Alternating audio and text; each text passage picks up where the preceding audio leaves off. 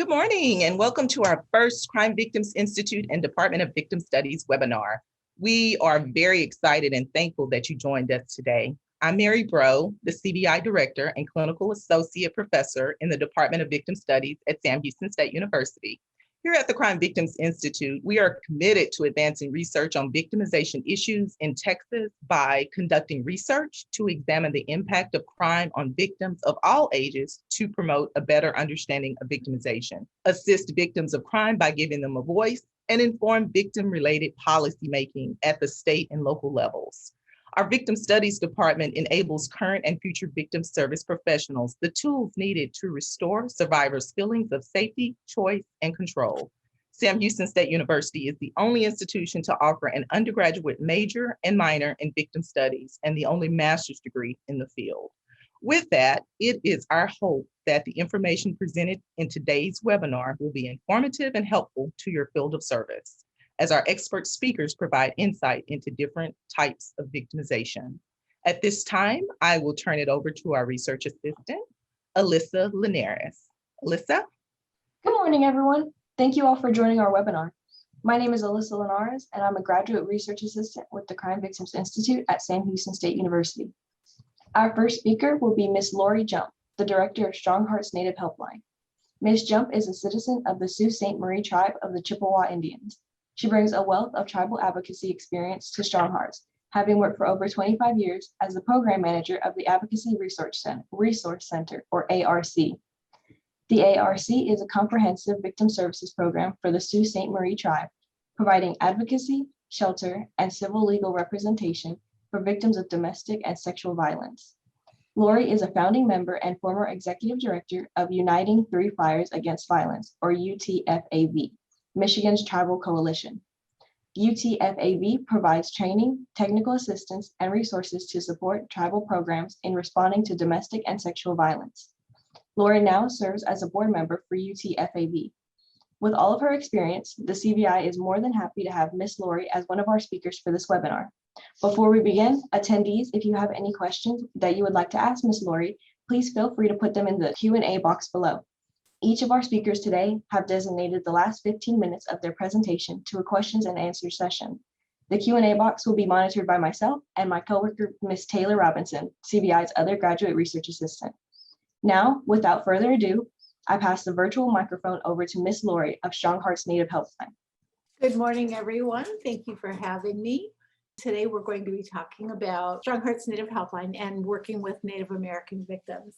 My name is Lori Jump. I'm the director for Strong Hearts, and I'm a citizen of the Sault Ste. Marie tribe of Chippewa Indians.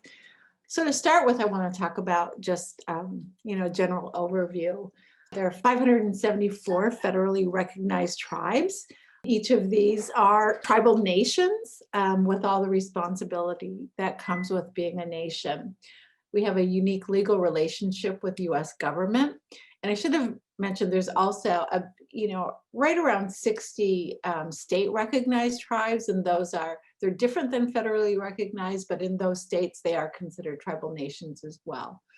Sovereignty is what our nationhood is based on. And, historically, we had very vibrant societies that were rich in history, culture, and traditions. Our communities were based really on respect for all living things and certainly each other. Violence was not traditional and was not tolerated. Our women were the caretakers of the home and children. They were life givers, healers, and were valued as leaders in their home communities. Men were the hunters, builders, and messengers. And as children became adults, they had coming of age ceremonies to help them out on their journey to adulthood. So in talking about tribal nations and violence against American Indians and Alaska Natives, we have some of the highest rates of violence that's experienced across the country. 84% of our women have experienced violence in their lifetime. 56% of women, Native women, have experienced sexual violence. And when we look at that statistic in particular, 96% of those women were victimized at the hands of a non-Native perpetrator. And that's a really important statistic when we think about jurisdiction 4.5 times the national average is the rate of PTSD in Native American adults. And it's 3 times the national average for PTSD for our children. And those statistics are comparable to a soldier that has seen combat. So these are high statistics and, serious impact of the violence and historical trauma that we've experienced. The murder of Native women in some states, it's 10 times the national average. And for those women that are murdered, 3 in 4 are killed by intimate partners. So when we look back at, when I said, that we had these wonderful qualities in our tribal communities where women were respected, how did we get here, right? It's like, it doesn't make sense. But when you look at historical trauma and what our people have experienced, it's more understandable. Tribal nations were weakened or dissolved by colonization. And the US policies for Native Americans really resulted in, significant land loss, assimilation, boarding school, breaking of treaties that were meant to keep our rights in place, the things that we were promised. And we're not talking about things that happened hundreds of years ago. When people talk about colonization, most people tend to think about, 1492 and Columbus and things like that, right? But there are laws passed by Congress in recent years. There are always cases that are coming up before the Supreme Court that continue to threaten tribal sovereignty. And so it's this ongoing impact that has never stopped, right? And what that results in are just cycles of trauma that just keep layering on top of, the previous traumas that we've experienced. And this really results in negative realities for our people. If you're tracking something that's really good, Native Americans will have very low rates.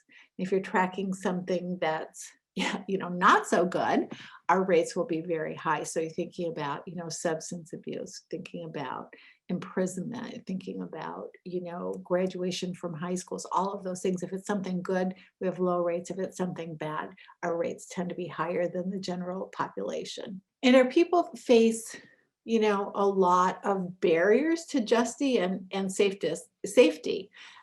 First of all, there's this historical distrust of local authorities, right? Which is understandable if you think about what our people have been through. Geographic remoteness, lack of transportation, these are all things that, a lot of people face, but they add another layer for Native Americans when you consider, that distrust. You don't want to reach out to somebody in your own community. And we always talk about, we are all related, and that's a good thing. As a Native American woman, I have responsibilities that come with being a citizen of not only my tribe, but of other tribes as well. I'm viewed as an auntie, and I have responsibility to children that come into my world. But that can also be a bad thing when I have to reach out after experiencing something, a sexual assault or an incident of domestic violence, and I have to reach out to somebody that I know or that I'm related to. It becomes very hard to do that. Telling, your most private information to somebody that, your cousin, or worse yet, your partner's cousin, right? The person that's harming you. That makes it very difficult. And then when we look at the resource disparity, there are much less access to services in tribal communities than there are the general population. Shelter, transportation, civil legal advocacy. And then when you look at urban areas where tribes don't have services, it becomes even more difficult. And when we look at the impact of abuse, these are all things that, again, many people face. Low self-esteem, increased risk for panic attacks and anxiety. PTSD, we've talked about the very high rates of that. That increased risk of substance abuse. Children who are exposed to domestic violence are at risk for developmental delays, psychiatric disorders, school difficulties, aggressive behaviors. So it all, again, creates all of these layers that make it much more difficult to reach out. So, these high rates of violence, poor health outcomes, loss of language, culture, loss of ceremonies, they still impact us today. And so the National Domestic Violence Hotline is actually based in Austin, Texas. And what they noticed was that in spite of the really high rates of violence in our communities, Native Americans were not reaching out for help. And so what they did was they actually reached out to people that are working in tribal communities. And one of the organizations that they reached out to was the National Indigenous Women's Resource Center. And they started having a conversation back in about 2012 and brought together groups of, grassroots advocates, organizations, people that were working for tribes to talk about why that might be. And at the end of the day, what they learned was that, they really couldn't do this work themselves. They really needed to help Indian country develop a resource of their own. And so, Strong Hearts is the result of that partnership between two really great nonprofit organizations, grassroots advocates across the country. And we're funded by the Family Youth Services Bureau, HHS. So Strong Hearts was built by and for Native Americans specifically to provide the help that our relatives need. And so one of the things that, we did was, we were able to develop our own logo. We've built a lot of the infrastructure that is needed to have a hotline and to serve our people. We've done a lot of that building of infrastructure over the past 4 years. And something that I should have mentioned is we're now available 24 hours a day, every day. You can call us, you can text us, you can chat via our website that I had up there a moment ago. We've really been able to expand our services, not just operationally through when you consider the hours that we're open, but in the ways that you can reach out to us. So our advocacy, our advocates undergo about 100 hours of training. We understand how critical it is for our callers to be able to reach out to somebody that can meet them as a peer. And what that really takes is understanding tribal sovereignty, what that means as a tribal nation. We have to understand the impact of colonization and how that still impacts us today. And then the legal issues that so many face due to jurisdiction. These are all critical pieces to providing support in a peer-to-peer manner. And one of the things that we've noticed is that, when somebody reaches out to us, one of our contacts, and often they'll ask, well, are you even Native American? Like, do you understand what that means? And when they find out that our advocates are Native American, that they do understand, it really opens the floodgates and they're able to really connect with our advocates. And so that training is huge. Again, Strong Hearts was built by and for Native Americans, but we serve any person that contacts us. Right? If somebody's reaching out for help, we're going to do our best to serve them, regardless of who they are or where they're coming from. We provide crisis intervention, information, and education to help contacts process what they're experiencing. And then safety planning is very important. It's unique to each contact person that calls us. And then also, I think one of the most important services that we provide is actually a referral to local services. We know that survivors need ongoing support. And people are more than welcome to contact us more than once. We're going to be there for them. But we also know that ongoing support in your community can be critical to the success of a survivor and to their ability to heal from what they're experiencing. So we believe that the agency best suited to do that is actually a local agency in the survivors community if one is available. Again, that referral to a local service is something that we really believe in. You know, one of the first things that we did when we were first formed was we spent about a year actually reaching out to all of the tribal nations across the country to see how they were working with survivors of domestic violence. And, you know, we talked to a lot of people. And so we were able to develop this referral database that lists 261 Native-centered direct service providers. And, you know, tribes across the country do it differently. They might have a domestic violence program. They may have a victim service department that serves any victim of any crime. They might have a shelter or a rape crisis center. But a lot of tribes do it through different departments, right? They may not have a DV specific programs. It might be somebody at their behavioral health department that's doing this work. It might be a medical facility, their IHS or tribal health center that is, you know, offering these emergency services. It looks different, you know, depending upon where you are calling.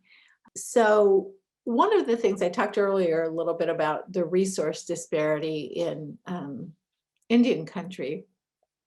And we have, as I said, 261 Native-centered direct services.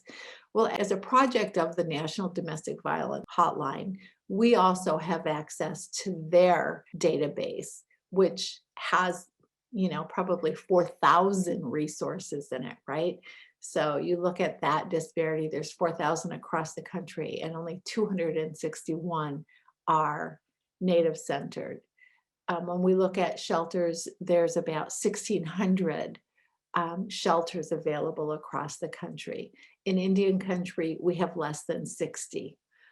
So again, when we consider that culture and tradition is central to who we are as a people, it's at the very core of who we are. The ability to access culturally specific services is really important to us, and they just don't exist. It's very hard to find.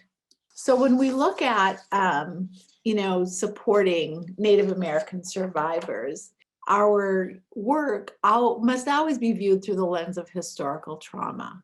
You know, we don't talk about the past. It's something that we're doing more, but our history is also not taught.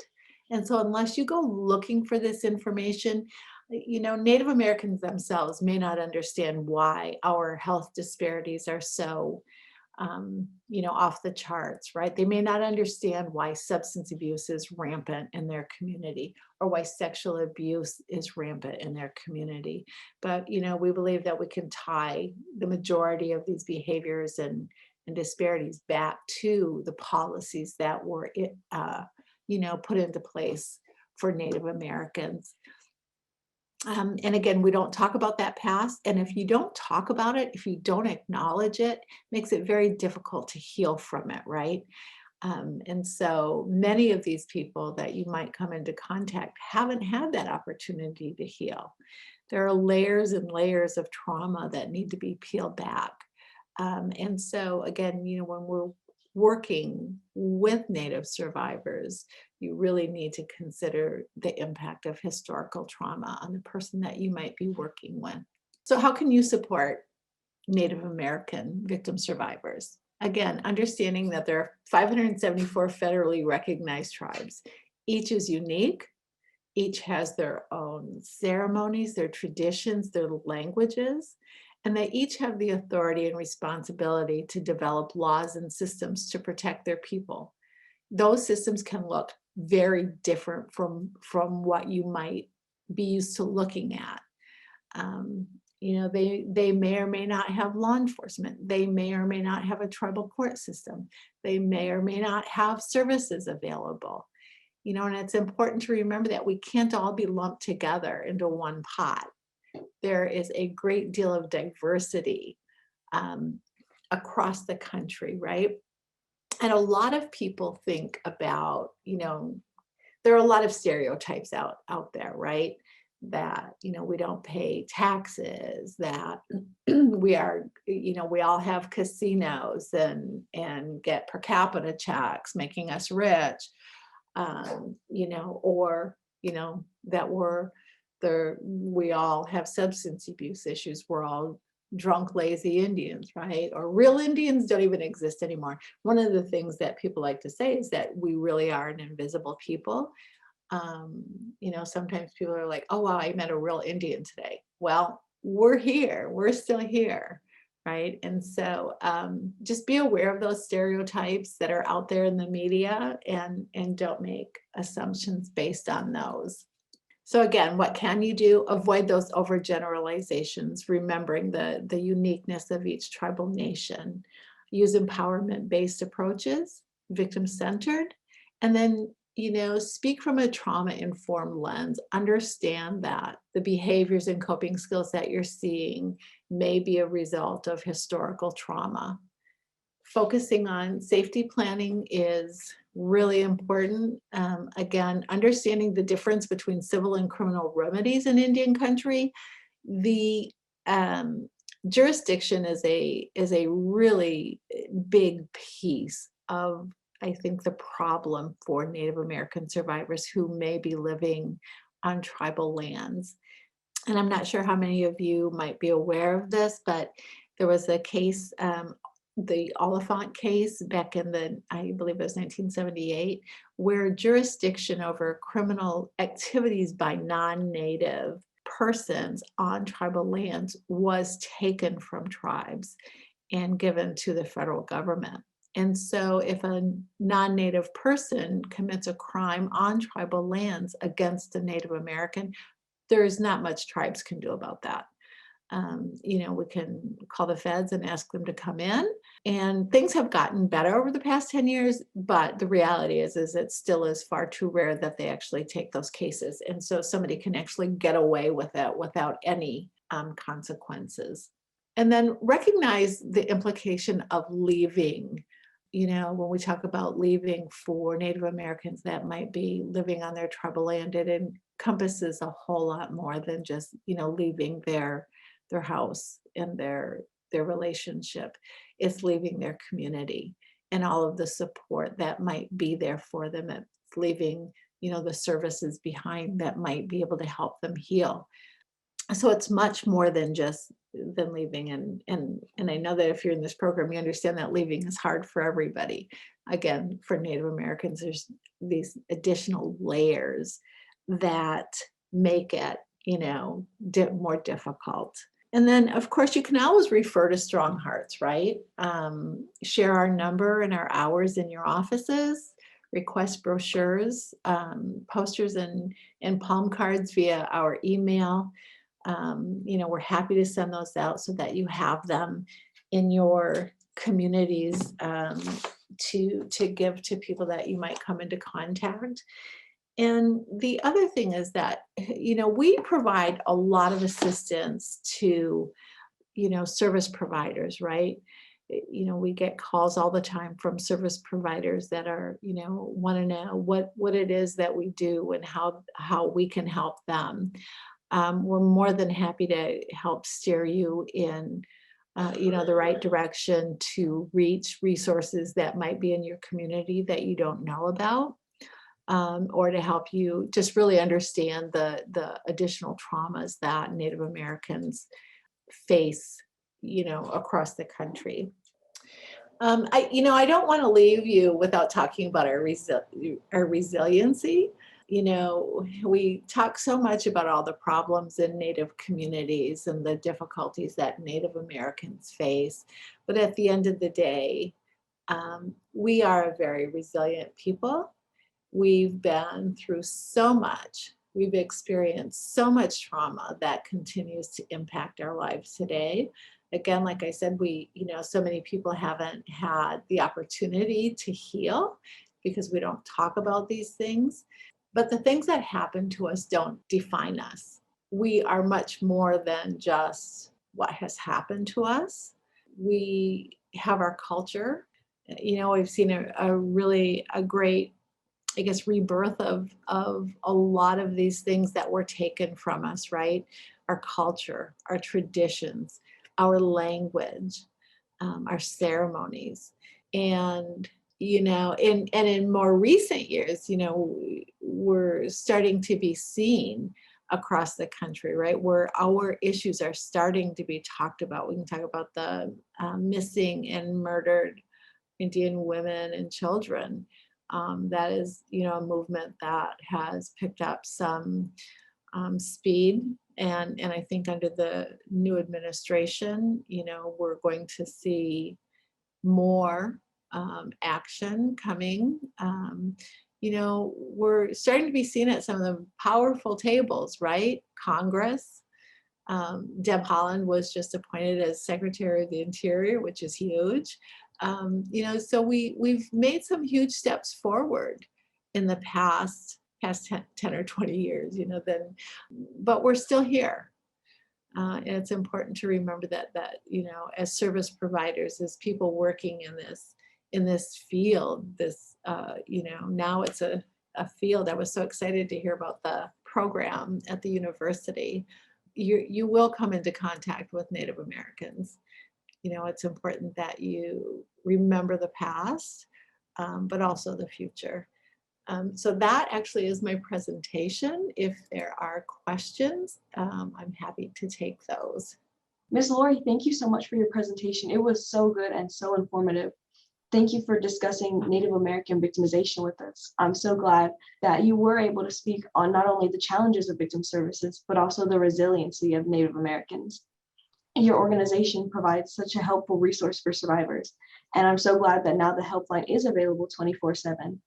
So now we will begin our Q&A session. Attendees, if you have not already, please add any questions that you may have to the Q&A box or the chat box. So our first question for Ms. Lori is, how can we combat historical trauma? Like, how can we show that we are conscious and sympathetic to historical trauma? Yeah, I think that, by acknowledging it, right? Again, this is something that is starting to be talked about more and more. I'm a bit older than probably many of you, and I didn't learn about it until I was in my 40s, because again, it's not taught, and I was shocked. And so by acknowledging it, by saying, you understand what our people have been through, is probably the most important thing that you can do. By shutting down stereotypes, right?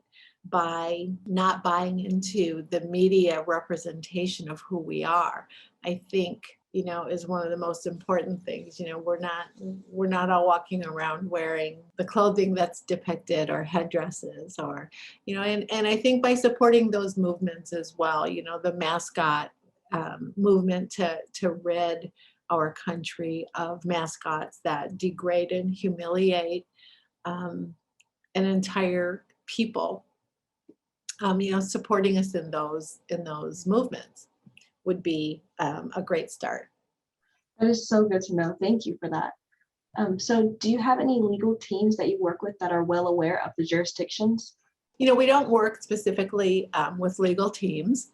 We are, number one, we're not legal advocates, right? We are hopefully a first stop for people that are reaching out for help, and hopefully we can direct them to people that can help them in their communities. But we do train on jurisdiction.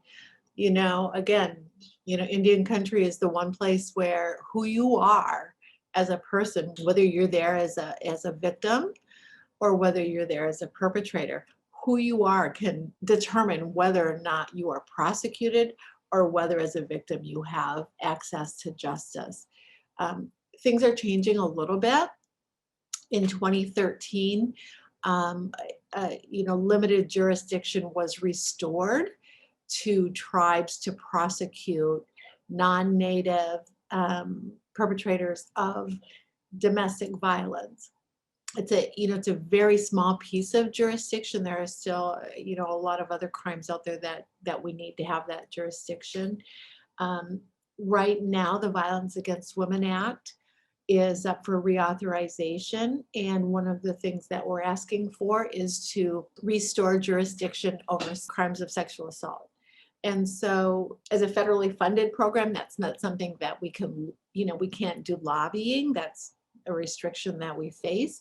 But there are a lot of organizations that are doing really great work around educating our representatives in Congress and urging them to pass this bill.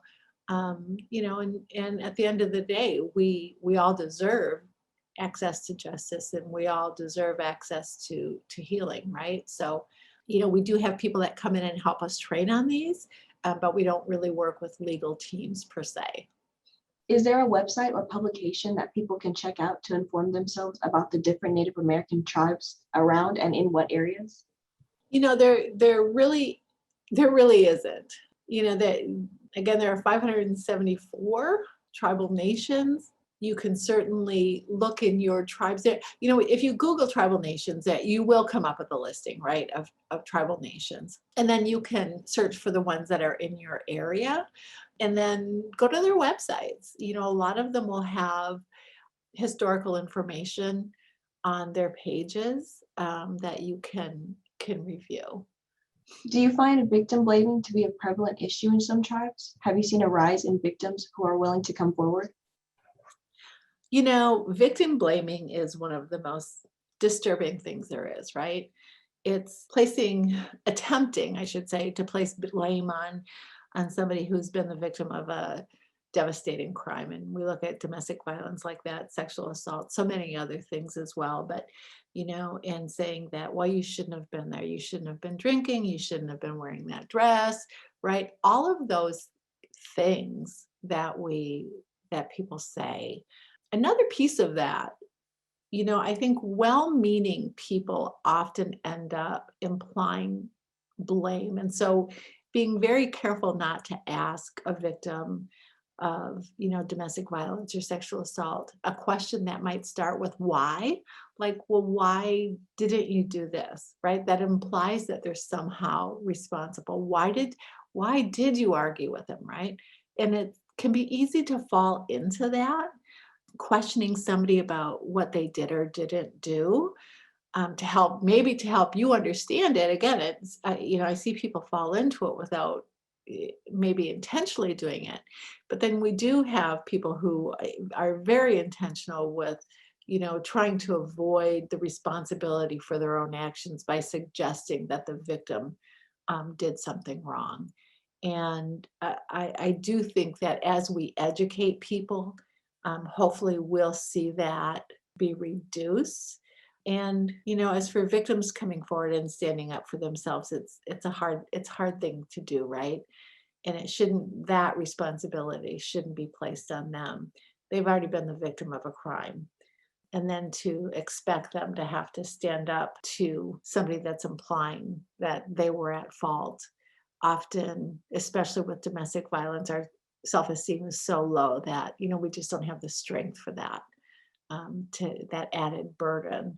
So I think it's on all of us as members of our communities, and just society in general to stand up for people who have been victimized in this way and, not allow somebody to escape responsibility for their actions by blaming somebody else. What is the best thing non-Native allies can do to support your organization and victims? I think that, by realizing that we have value, right, that we're still here, we're not invisible, by helping us spread the word about our helpline. I think that sometimes, again, it can be hard to reach out to somebody that in your own community that might know. But after speaking with an advocate about that, somebody is not to blame for what happened to them. And they're not defined by it, and that, understanding that programs really are bound by confidentiality and that they are safe to reach out to those programs, I think is really important. But yeah, by helping us spread the word, by realizing that sometimes people need a resource that is, specific to their culture, that understands where they're coming from and can meet them as a peer. Does Strong Hearts offer training for understanding more about Native American victimization within their organization? And how do you get connected? This is, we don't offer general training, except to those who are actually going to be working for us, unless we're doing something like this, right? And I know that this isn't enough to, it's a short presentation and you really can't get into all the nuances of, and the details and the information that's so critical. I think, boy, where could you find that? It's almost, having to search out that information on your own. Unfortunately, I don't know of a resource that's offering comprehensive training on, working with Native American victims, unfortunately. What is the biggest challenge to working with Native American victims as far as securing services? Well, the lack of resources, right? When we look at statistics, we know that about 38% of the people, when I'm thinking of domestic and sexual violence victims specifically, about 38% of people were unable to access services that they need. That's just really is unacceptable. It's unacceptable for anybody. And so understanding that it may take some digging, right, to find those resources. And as I said, I think one of the things that we are so lucky as a helpline because the resources are so limited. We are so lucky to have access to the National Domestic Violence Hotlines list of resources, so that we can reach out to mainstream programs to help. In those cases where we can't find a Native resource. They've been so generous with us in allowing us to continue to use that, and moving forward to still have that resource available is critical. I think that, again, advocating for, additional funding for tribes to support these services in our communities. There's a fine line between educating people and then lobbying, so I have to be careful. But we have really great people who are always advocating for additional services in Indian country, and that's a really important piece of the work that needs to be done. Is there reliable counseling or psychiatric care available within the tribal medical service systems? Some tribes are lucky enough to have that. Not enough, that's for sure. I think that mental health is an area that is severely underfunded across the country. And so if it's underfunded across the country, imagine for in Indian, Native American communities, it's even less available. Some tribes have done a better job than others, right? Well, I shouldn't say a better job, because I think, often we're pitted against each other for access to limited funds. And so some tribes are luckier than others, I'll put it that way, that they've been able to establish some of those services. And they're just further ahead development wise and able to write the grants that need to be written to support those services. But there certainly is not enough, that's for sure. Does Strong Hearts offer internships or volunteer positions? We don't do volunteer. As I said, our advocates undergo about 100 hours of training. And so, volunteer positions is not something that we've done.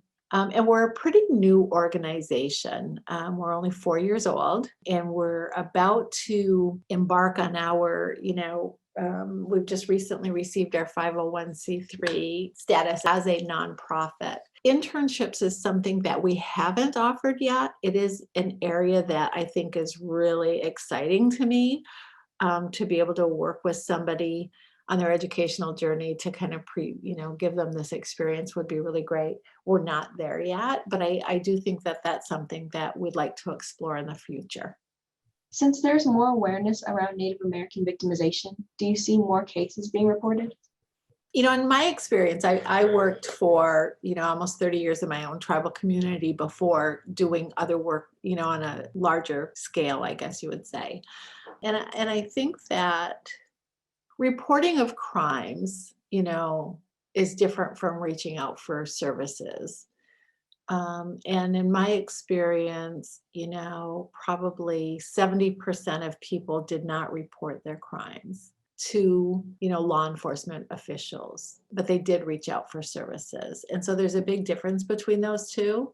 I do see people reaching out more today than they did, historically. And as I said, in my experience, and that's a good thing. I think that we're talking more, right, about domestic violence. It's something that was never talked about. We're getting there. We're starting to get there with sexual assault, sexual violence. We're talking about that more. In fact, April is Sexual Assault Awareness Month, right?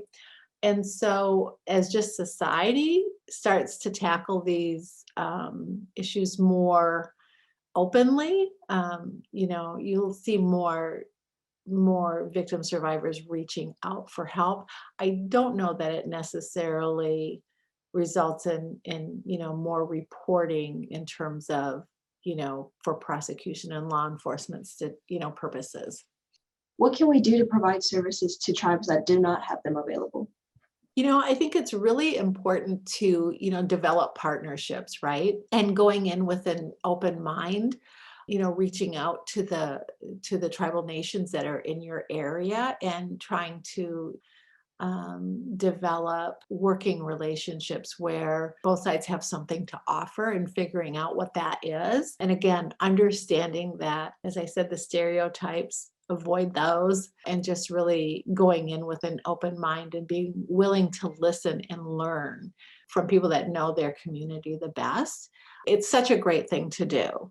We all need each other in this work. No one program can do it all. And so by collaborating, we increase the available services for everyone on both sides of that equation. And so again, reaching out to those tribal nations in your communities or that might be near and asking how you can work together, right? Opening up that door is really great.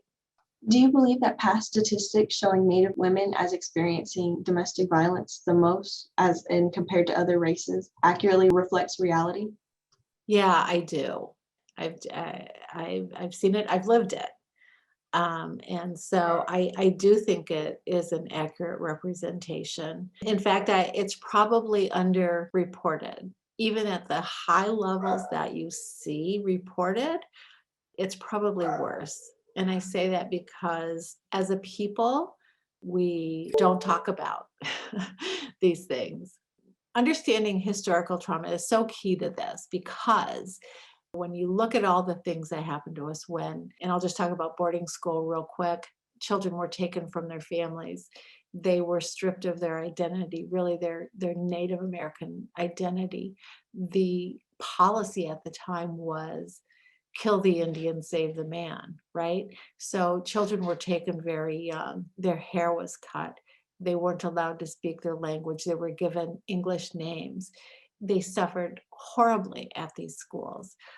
There was a lot of physical violence. There was a lot of sexual violence. And if they told anybody, they were punished even more, right? And so they don't talk about it. People today still don't talk about what happened to them in boarding schools. And so when you say, there are 86% have experienced violence, those are from the people that are willing to talk about it. There are still many who aren't. And so I think it's probably actually even higher. When victims call the hotline, does your agency connect them to services and resources? And is there follow-up?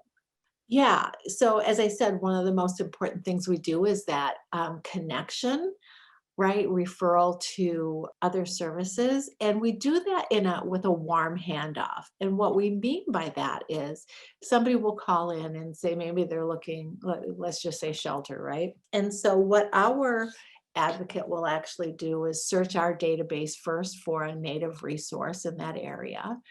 And if they find one, our advocate will actually make that phone call for the person calling in. And will, number one, ask whether or not there are shelter beds available, whether or not, what are the requirements to get into that shelter? Can they help this person we have on the line? If they say no, right? The shelter beds are full, we'll thank them and we'll move on to the next resource. In this way, our advocates are hearing that denial, that rejection, and not the person reaching out for help. If there is, availability, then what we'll do is we'll connect the two on the same phone call, right? So while we're making those calls, the caller is on hold for a minute, and then we'll hand them off. So the person calling knows that help is available. The person that we've called, the resource that we've called, has a little bit of information about this person who needs help, what it is that they need. Again, that's a warm handoff. And as to follow-up, that's not something that we do. Our line is completely confidential and anonymous. So while we may find out demographic information, because we have to report on that, right, for our funding, and we may find out where you're calling from, the purposes of getting that information is simply to find the closest resource to you. We don't track anything else, so there's no way for us to do follow-up. Does your organization work with male victims as well? Yeah, of course. We know that when we're looking at domestic and sexual violence, the majority of victims are female. However, we also we know that males are victims of these crimes as well. We work with anyone that calls us, regardless of how you identify, your gender is not important to us. Everybody is deserving of help. So yes, we absolutely do work with everyone. What are the jurisdiction issues concerning Native American tribal courts and U.S. federal courts?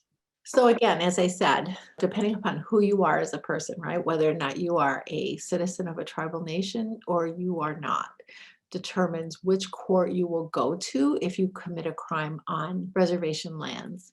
And again, those lands are called different things in different places, right? So they might be pueblos, they might be rancherias, they might be villages. So depending, I say reservation because that's what it's called in my home community.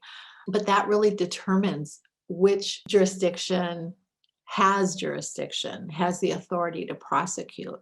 And so the other piece of that, so the three things that matter is who is the victim? Are they a citizen of a tribe or not? Who is the perpetrator? Are they a citizen of a tribe or not? And where exactly did the crime occur? When you look at lands that are held in trust for Native Americans, and again, pueblos, villages, rancherias, reservations, they have boundaries. Those boundaries aren't like a street going down the road. They can sometimes be nebulous and hard to find. And so finding out exactly where something happened is a critical piece of that. So those are the three considerations. And the fourth consideration is actually what the crime is, right? Because if it's something, all crime is important, so don't get me wrong here, but if it's a major crime, those probably are going to be prosecuted by the federal government. If the federal government has jurisdiction, tribes cannot prosecute that. So that's why jurisdiction is so important, is because I might, as a victim, call tribal police. They might respond, and then I'm waiting to hear back what's going to happen. Well, if the tribe doesn't have jurisdiction, they're reaching out to the feds. Cases that go federal can take months, if not years, to move through their system. And so it really is a jurisdictional maze that most people don't understand. Most people don't understand that by going onto reservation land, your access to justice becomes more complicated. And our last question, does your organization work with children or minors? So as a hotline, we are restricted to working with persons 13 and older. That's federal law.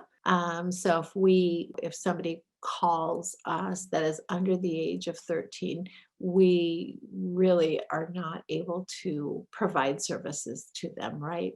We are going to try to provide them with alternative services, but we're restricted from having those conversations. 13 and up, we certainly do help. I think the youngest person that we've helped is obviously 13. And just to give you kind of some point of reference, I think the oldest age that I've seen come through for people that are, again, provide this information was 82. So there really is no, people tend to think of sometimes domestic violence and sexual assault happening within specific age ranges, and that is true that some age ranges experience higher levels, but really there is no there is no age at which you're not vulnerable to these crimes. Good morning. My name is Taylor Robinson, and I'm a graduate research assistant with the Crime Victims Institute at SAM. Thank you, Ms. Laura, for your knowledge on Native American victimization and providing important resources for our attendees and for survivors. Our next speaker is Robert Saucedo Jr. from Equality Texas, an organization that pushes for legislation to secure equality for LGBTQ Texans through education, community organization, and collaboration. Robert is committed to civic engagement and social justice of underrepresented and marginalized groups. He has extensive experience in the area of equity, diversity, inclusion, LGBTQ education, and discrimination. Robert is the Community Outreach and Engagement Manager for Equality Texas and serves as the Executive Director of Pride Center San Antonio. Robert has completed a 3-year fellowship with the Interdisciplinary Research Leaders Program, where he was co-principal investigator studying LGBTQ health and resilience in South Texas. He serves on the board of directors for Planned Parenthood San Antonio and Planned Parenthood South Texas Surgical Centers, and also serves on the Equity, Diversity, and Inclusion Committees for the Interdisciplinary Research Leaders Program and the Boys and Girls Club of San Antonio. In 2015, he was named Most Influential by Out and SA Magazine and 20 Most Captivating by the San Antonio Current. Robert was awarded the Alamo Region as well as Texas Statewide 2016 Public Citizen of the Year by the National Association of Social Workers of Texas. He was honored for his leadership by the Texas Diversity Council in 2018. He was also named San Antonio's Current Best Activist for 2019, and most recently honored as one of the National 2020 Honor 41 list of Latinx role models. Now, I will pass the virtual microphone over to Mr. Saucedo of Equality Texas. Hello, everyone. Again, thank you for having me at this conference today. I am so pleased to be in community with you all today. Today, I'm going to be presenting to you LGBTQ victimization. What we'll be talking about throughout the course of the presentation, we'll look at things of what does LGBTQ victimization look like. We'll dispel some myths with some facts, and then we'll see how it shows up even in our Texas legislature, which we're currently in the session of our 87th Texas legislature up through the end of May. And so we'll take a look at all these different avenues and different ways that victimization shows up in our community. So who is victimized and when and by whom? So we're looking at the context of like a very broad range of details that could possibly exist within our community. When we talk about victimization itself, LGBTQ people are more likely to be victims of various forms of violence and victimizations. And we'll cover a little bit more and go a little bit more in depth and how that looks like throughout the presentation. LGBTQ plus community is disproportionately, throughout our childhood, adolescence, and adulthood are experiencing victimization. And then we also see it within media representation of bias-related victimization. Also bias-related victimization from a local to national government, our education systems, and fully. This includes bullying, harassment, violence, physical and sexual assault, as well as hate crimes. What we know throughout the state of Texas currently is that we're at the epicenter. LGBTQ Texans can be fired, evicted, or turned away at the corner store. Adoption agencies can legally discriminate against our community, and schools must teach homosexuality is not a lifestyle acceptable to the general public. These in and of itself are all ways that Texans are victimized from a legal perspective in our communities. To give some examples on this, the gay panic defense. Currently in the state of Texas, it's completely legal to have a gay panic defense or a trans panic defense, looked at different ways. But basically, it's a legal strategy in which seeks to use the victim's identity to justify violent actions against them. These defenses inherently imply that violence against the LGBTQ plus community is acceptable under certain conditions that can be excused. They should be explicitly prohibited. But again, in the state of Texas, it's completely legal to use this legal defense as part of a court proceedings. Romeo and Juliet Defense Act. Currently, again, here in Texas, Texas has different status for LGBTQ plus and straight youth when it comes to dating and forms of intimate contact with a minor. When young straight couples engage in consensual intimate contact, including touching between fully clothed youth, the Romeo and Juliet Defense Act provides them with a defense from prosecution for indecency with a child if they're within a 3-year age range difference. So let's take, for example, if it's a 16-year-old that's engaging in a romantic relationship with a 19-year-old, a straight couple has a defense to go based off of the Romeo and Juliet defense. However, that same protection is not provided to gay and lesbian and trans youth. We have no such protections in our community. So again, another way that the state is victimizing our community. The James Byrd Hate Crimes Act. So looking at the James Byrd Hate Crimes Act, when it was initially introduced to Texas legislation and now became a law, it only covers for not even sexual orientation. They list it as sexual preference, with preference denoting that it is a choice that somebody makes to be LGBTQ plus identified. Furthermore, in addition to only listing as sexual preference and not sexual orientation, it absolutely does not list sexual gender identity or gender expression. Again, further allowing for folks to victimize the community based on who they are or whom they love. And then lastly, looking at conversion therapy. Conversion therapy refers to any of several dangerous and discredited practices aimed at changing an individual's sexual orientation or gender identity. For example, that could mean attempting to change someone's sexual orientation from lesbian, gay, or bisexual to straight, or their gender identity from transgender to non-binary to cisgender. Again, further victimization on somebody based on their identity, again, by who they are or whom they love. So let's understand violence in the LGBT communities. Let's look at some myths versus facts and see what that looks like. One common myth is that society is becoming more safer for and accepting for LGBTQ individuals. The fact is that multiple forms of LGBTQ victimization appear to be on the rise. When we look at violent victimization among LGBTQ plus individuals and non-LGBTQ plus individuals here in the US, you can see that the total number indicated by the blue is non-LGBTQ folks at 19.2%, and the orange indicating LGBTQ plus individuals at 71.1%. So you can see there's a huge difference in terms of the number of victimization or violent victimizations among our community is quite a bit higher. I won't go through all of the different areas of which victimization happens, but you can clearly see here that the numbers indicated in the blue columns are certainly lower in all cases of those in the orange.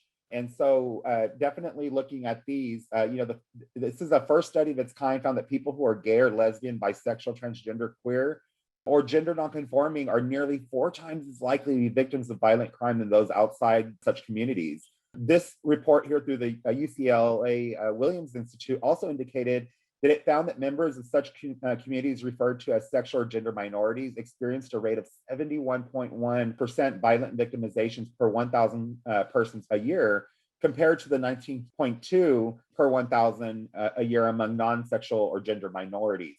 So you can see the huge gap and the huge issues that are happening within our community based on some of these things like, rape and sexual assault, robbery involving a weapon, simple assault, injuries, and then serious violence involving injuries. So the numbers are astounding to see when we talk about victimization against LGBTQ folks, according to the Williams Institute.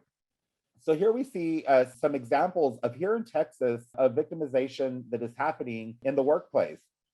A Texas teacher who's posted Black Lives Matter and LGBT posters in her virtual classroom was put on leave because parents complained about it. When we talk about an elementary school teacher that was suspended because she mentioned her wife in class and showed a picture of her wife. Again, not doing anything out of the ordinary of what a cisgender heterosexual person might be doing, but because they are LGBTQ identified, it automatically becomes an issue for individuals. An Uber driver kicks gay couple out of their car for kissing. Again, these examples here are all here in Texas of things that are happening simply because somebody identifies within the LGBTQ plus community. Another myth that we can look at is hate crimes against LGBTQ individuals are committed by strangers or acquaintances. And the fact is that many individuals are victimized by their closest family members. Conventional media representations of bias-related victimization, it is most often strangers or acquaintances who perpetuate violence against LGBTQ plus individuals. However, our research, the research that was done indicated that bias-related verbal, physical, and sexual victimization is more often perpetuated by close family members or partners of LGBTQ plus people, with bisexuals particularly likely to be victimized.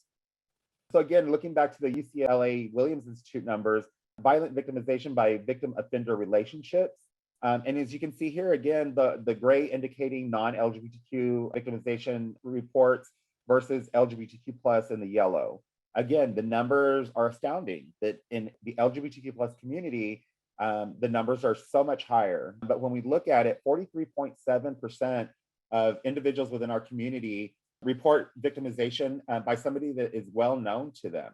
Researchers found that populations more likely to be victimized by someone they know than person who is a non-sexual or gender minority. Of course, and again, these numbers here are just so much higher when it comes to our community here within the LGBTQ plus community. Here's some more examples of again, Texas-based issues and victimization that happen. A trans woman stabbed to death in a Texas barbershop.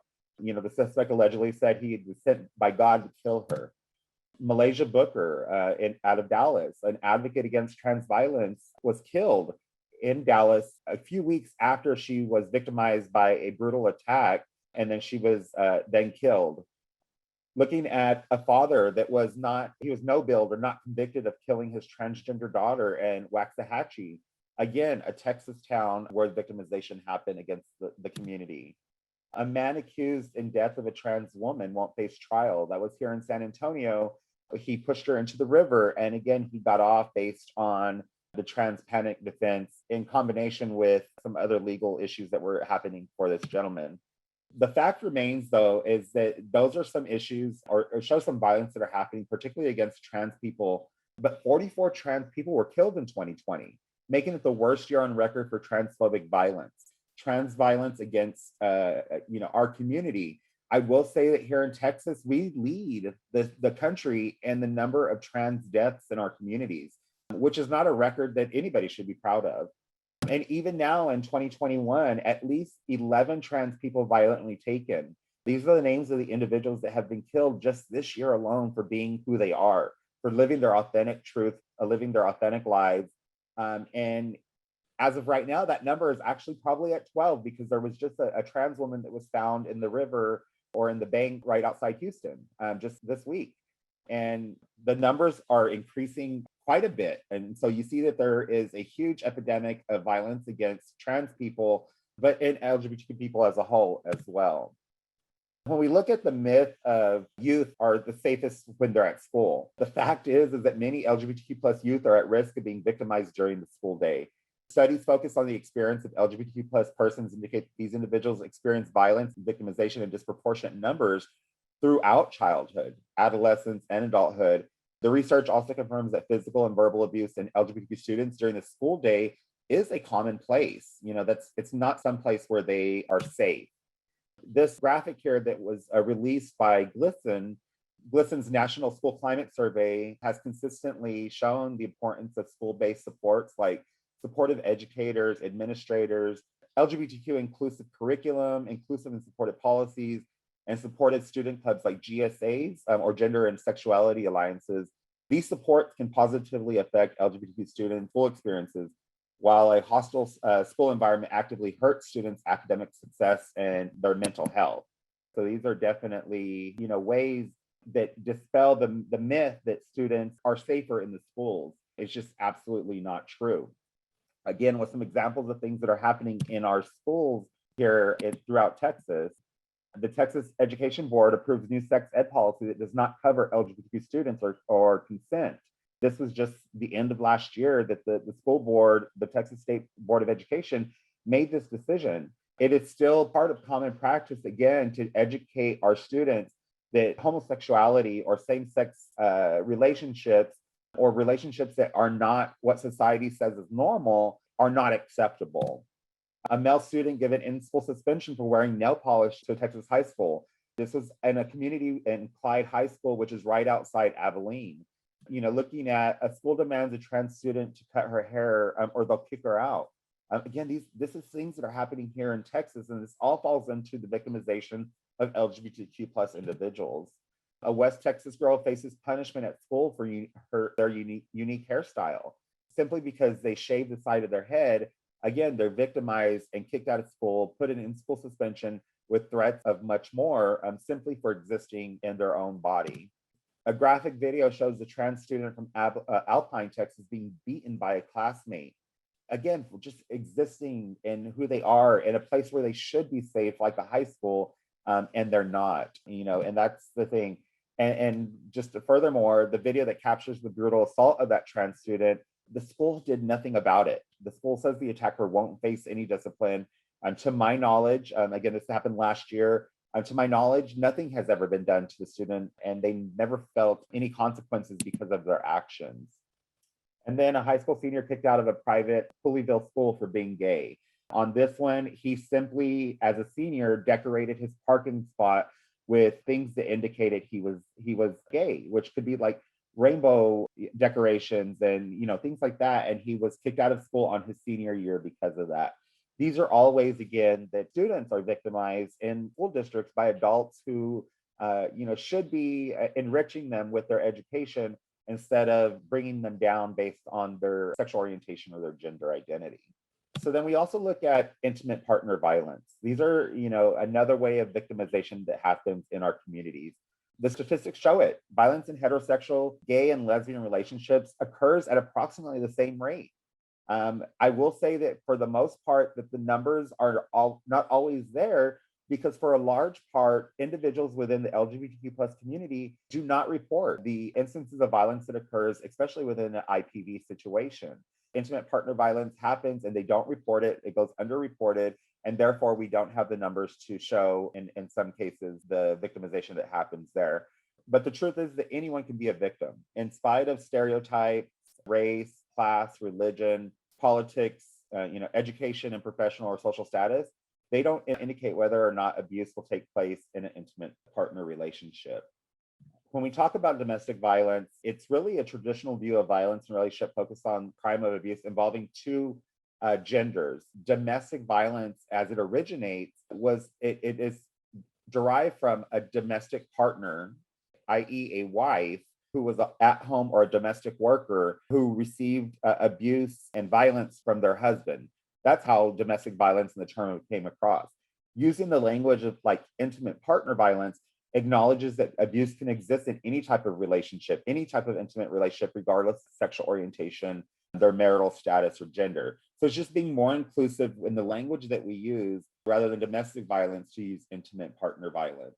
When we talk about domestic violence and sexual assault, it occurs in any type of relationship, again, regardless of gender or sexual orientation. The dynamics are the same. It's all about the power and control over another person. The illustration that I have here on this slide is the power and control wheel. As you can see, it's pretty much the same and identical to a regular power and control wheel.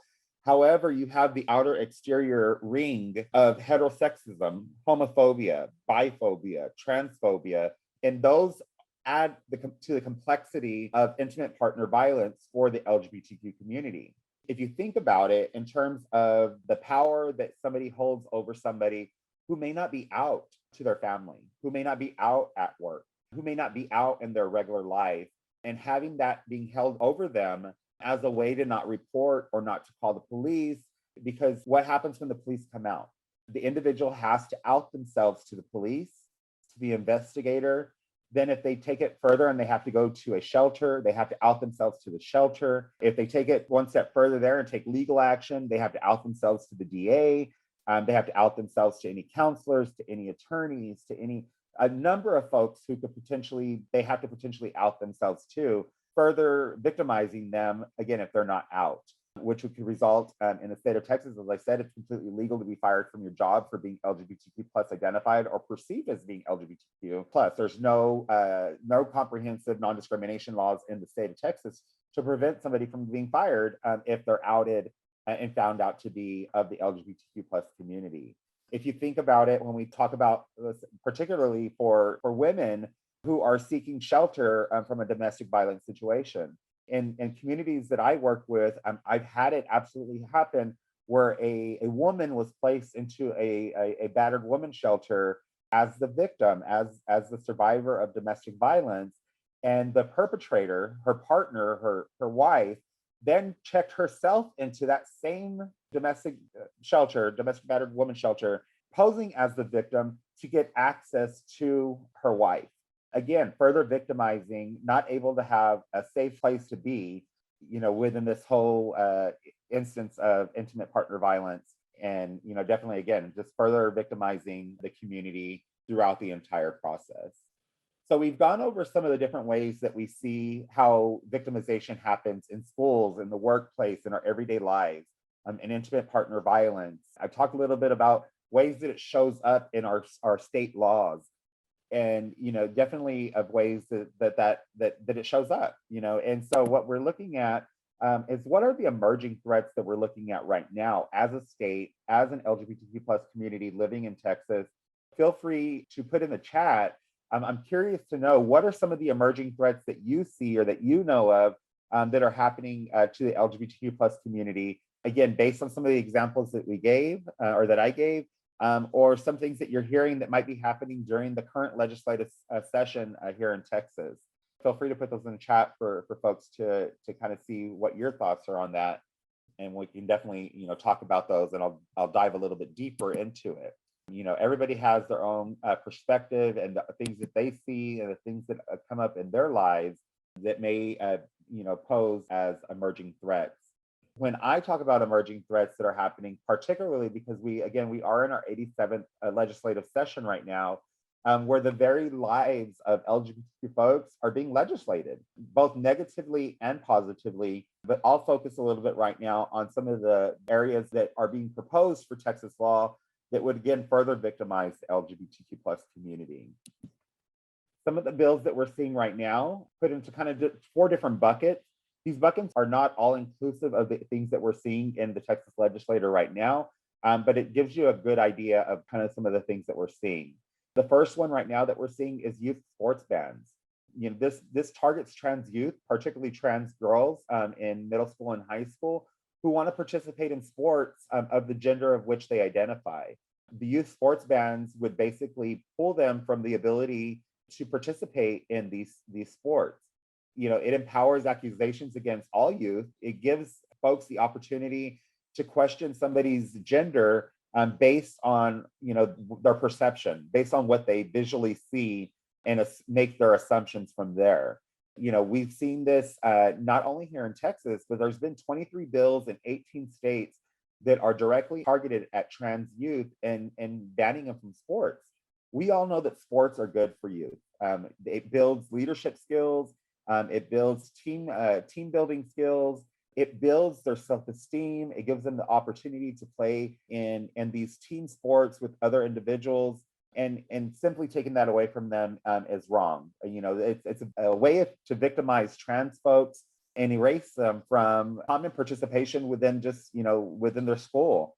SB 29, filed by Senator Perry, is currently, it was in committee and was voted at a committee. And so we expect that it'll probably be heard as early as next week on the Senate floor, and debating whether or not trans folks are able to play and participate in school sports.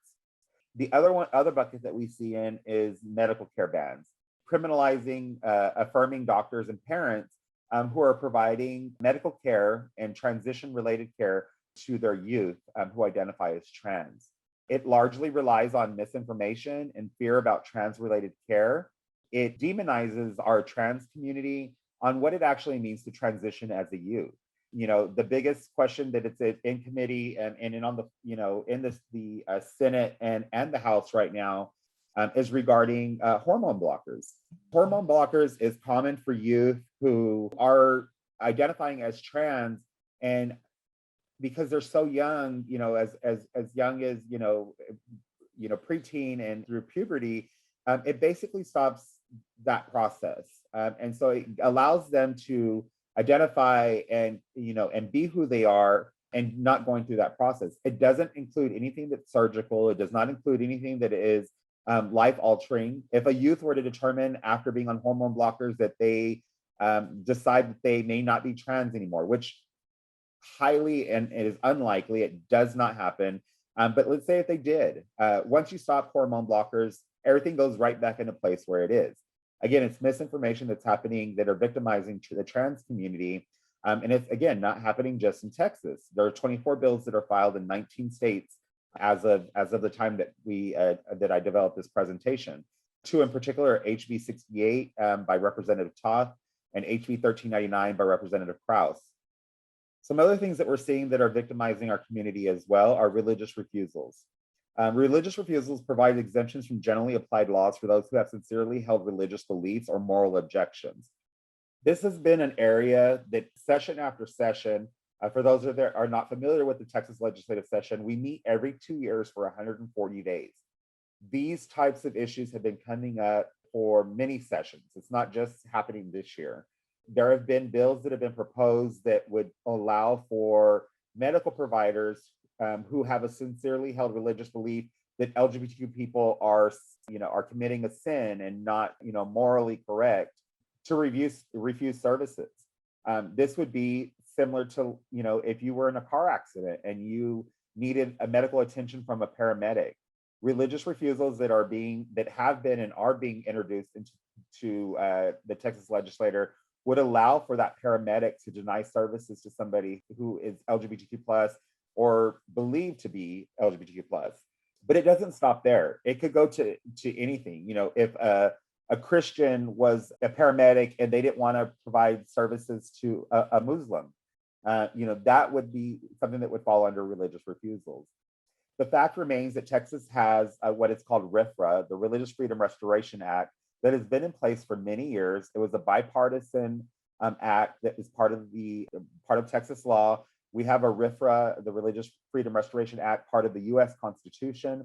Religious exemptions are absolutely core to who we are as Americans.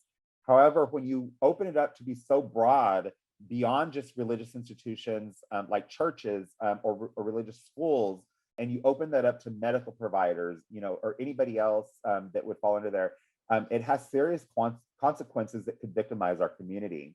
Last session in 2019, to give you an example, there was a bill that was introduced. It did not become law. Thank God it did not. But it was introduced as that anybody that was licensed in the state of Texas would be fall under the religious refusals. This would be anybody from a barber to a mortician to a plumber to a paramedic. Anybody that is licensed by the state would fall under the religious refusals. The other one that we're seeing is local non-discrimination ordinance preemptions.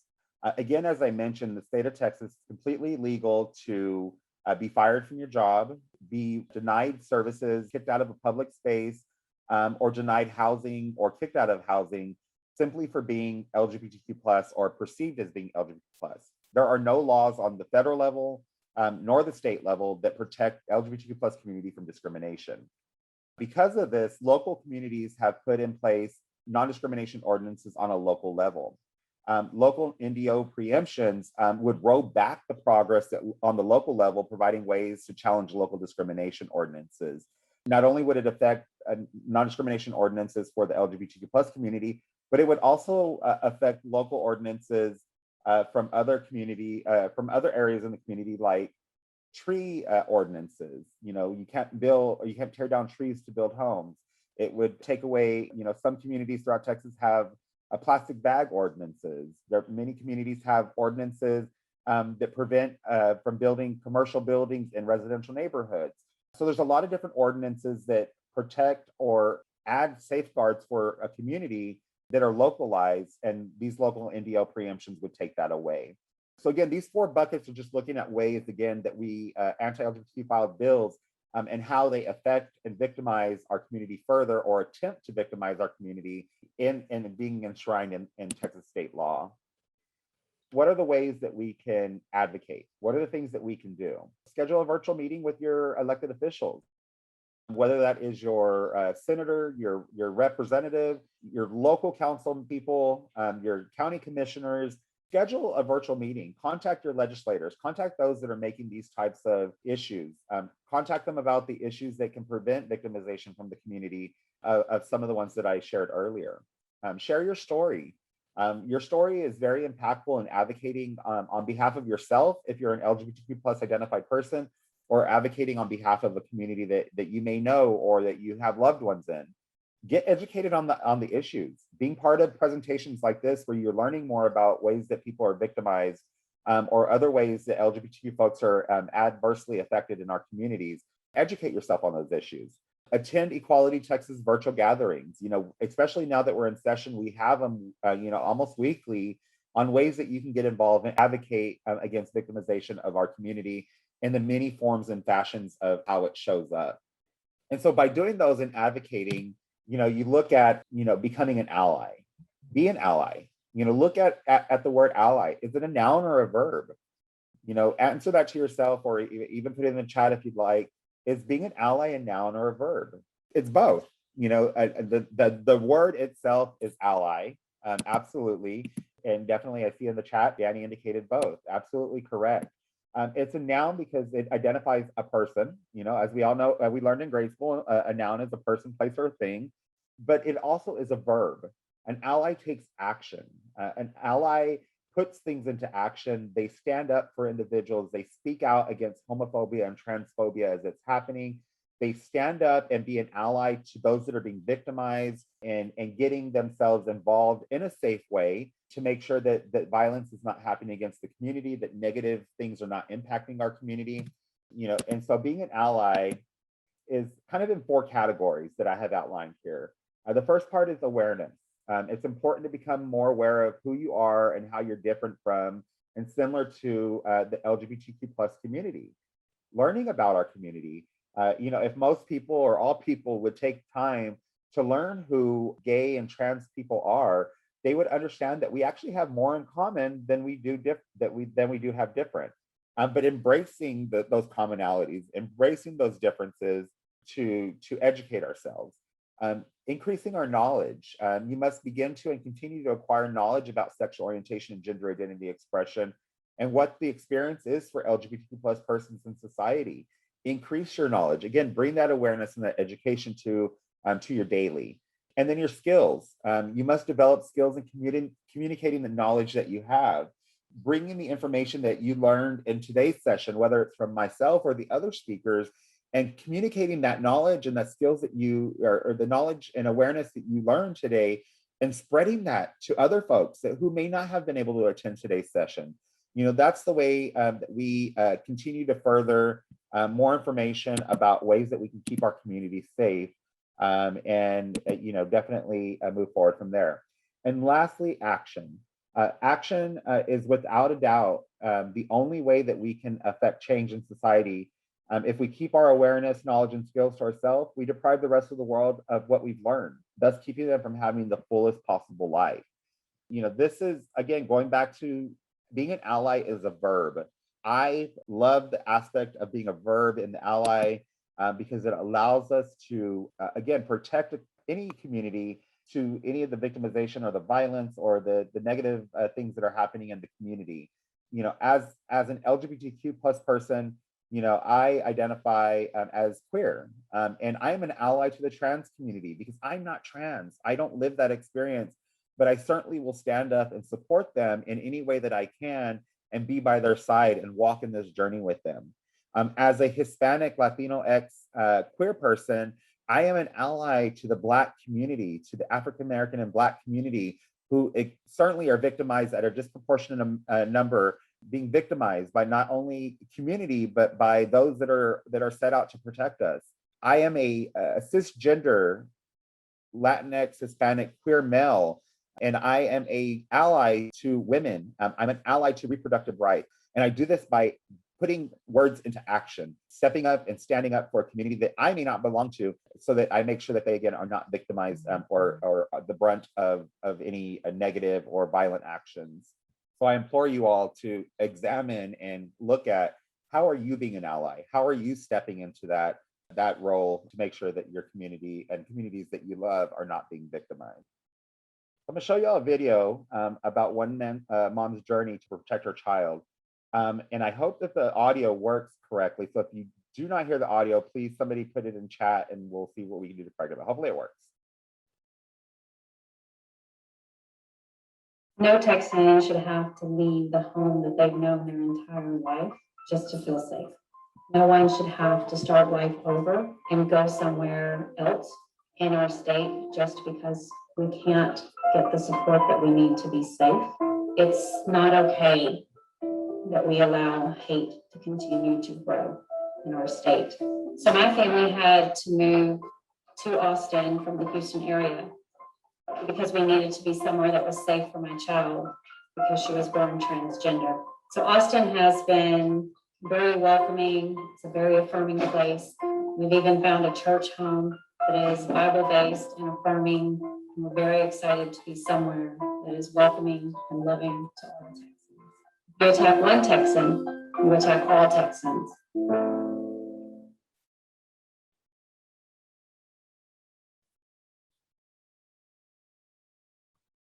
So this is a story of Kimberly Shapley. Kimberly, who is a good friend, and her daughter Kai, as well as the rest of their family, had to move out of the Houston area because their school was not affirming. Kai was constantly being bullied at school, not only by students, but also really by teachers and the administration. Kai was not able to use the girls' bathroom. She had to use the nurse's restroom, which was clear across the school. There were several instances where Kai soiled herself because she didn't make it into the restroom on time. There are many instances that this happens throughout the state. I'm so happy that Kai now is an affirming school in Austin. But the fact that this mom had to go through all these steps because her daughter was being victimized simply for existing, simply for being who she is. You saw Kai in the video, a young little girl. Who is she posing a threat to? No one. Again, the misinformation and the fear rhetoric that is out there just further attacks our community, especially our trans community. So that concludes my presentation regarding victimization within the LGBTQ community. My contact information is definitely listed here. I ask that if you ever need me as a resource or need our organization as a resource, please feel free to reach out. If you need more information about how you can get involved, how you can help us even in the Texas legislature now, there are many ways to get involved and to get active for and with our community. And so with that, I will end the presentation, and I'm happy to answer any questions or anything that I could help y'all out with further explaining. Attendees, if you have not already, please add any questions that you may have to the Q&A box. So Robert, our first question is, are there certain pitfalls in service delivery or policies you've seen as a commonplace in agencies that provide services to LGBTQ plus domestic violence / sexual assault survivors? Yeah, absolutely. So that's a good question. And so what we see as potential issues or issues that have been arrived is just, I think that the first one is the language that is used. Again, going back to using domestic violence versus intimate partner violence, being more inclusive in how intimate partner violence shows up, how it shows up in our agencies, as well as how it shows up in the simple things like what our intake forms look like. Do our intake forms say, for sex, does it say male or female? Are there any other options for them to select from? Is there an other for them to write in? Other ways that we can look at, our intake forms is, does it have just legal name? Does it have an option to put your used name or the name that you go by?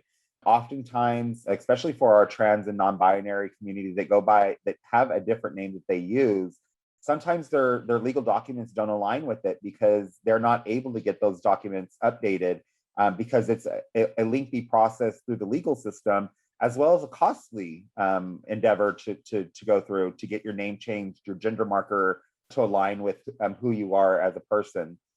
So looking at your intake forms and how those look. And then, of course, the last presentation, it was asked, do you have services for men? That's another thing, especially for the LGBTQ plus community. Oftentimes, when we talk about shelters and when we talk about other areas where folks can get assistance, oftentimes they're religious based. Sometimes those religious based organizations and agencies are not opening and inclusive and welcoming to the LGBTQ plus community. So it's just being culturally competent when serving our community so that you can serve us in the best way. And also in the best way that it works for their organizations and agencies. So there are many ways that it shows up, but I would say that the biggest piece is educating staff, educating people who are working directly with our community on how to work with our community. What is the appropriate terminology? what's the difference between sexual orientation and gender identity? They're not one of the same. So working to educate staff on those different issues are some ways that definitely could happen in the different agencies that serve victimized LGBTQ people. Have you seen organizations within Texas that may support some LGBTQ plus groups but turn away others? For example, are there groups that may support lesbian and or gay victims but will not help transgender victims? I haven't really seen it, not to my knowledge. I will say that there are some organizations who are LGBTQ based, and don't really have the training or the cultural competency to serve the transgender community. They may, but again, it goes back to the education piece. But I don't know of any specific examples myself of that occurring. Has there been any success in getting a divorce finding of domestic violence / intimate partner violence in same-sex marriage? So if I'm understanding the question correctly, you're asking if, in terms of divorce proceedings, if domestic violence or intimate partner violence has been one of the reasons. Yes. If that is the question, then yes, there are absolutely, again, looking back at the statistics, domestic violence or intimate partner violence in same-sex or same-gender marriages are at almost an equal rate to that of heterosexual couples. And, it's one of those unfortunate aspects of society that folks get divorced because of intimate partner violence situations that they're in. That is no different from a heterosexual couple to a same-gender couple. Is there any advocacy programs available or within the public school systems?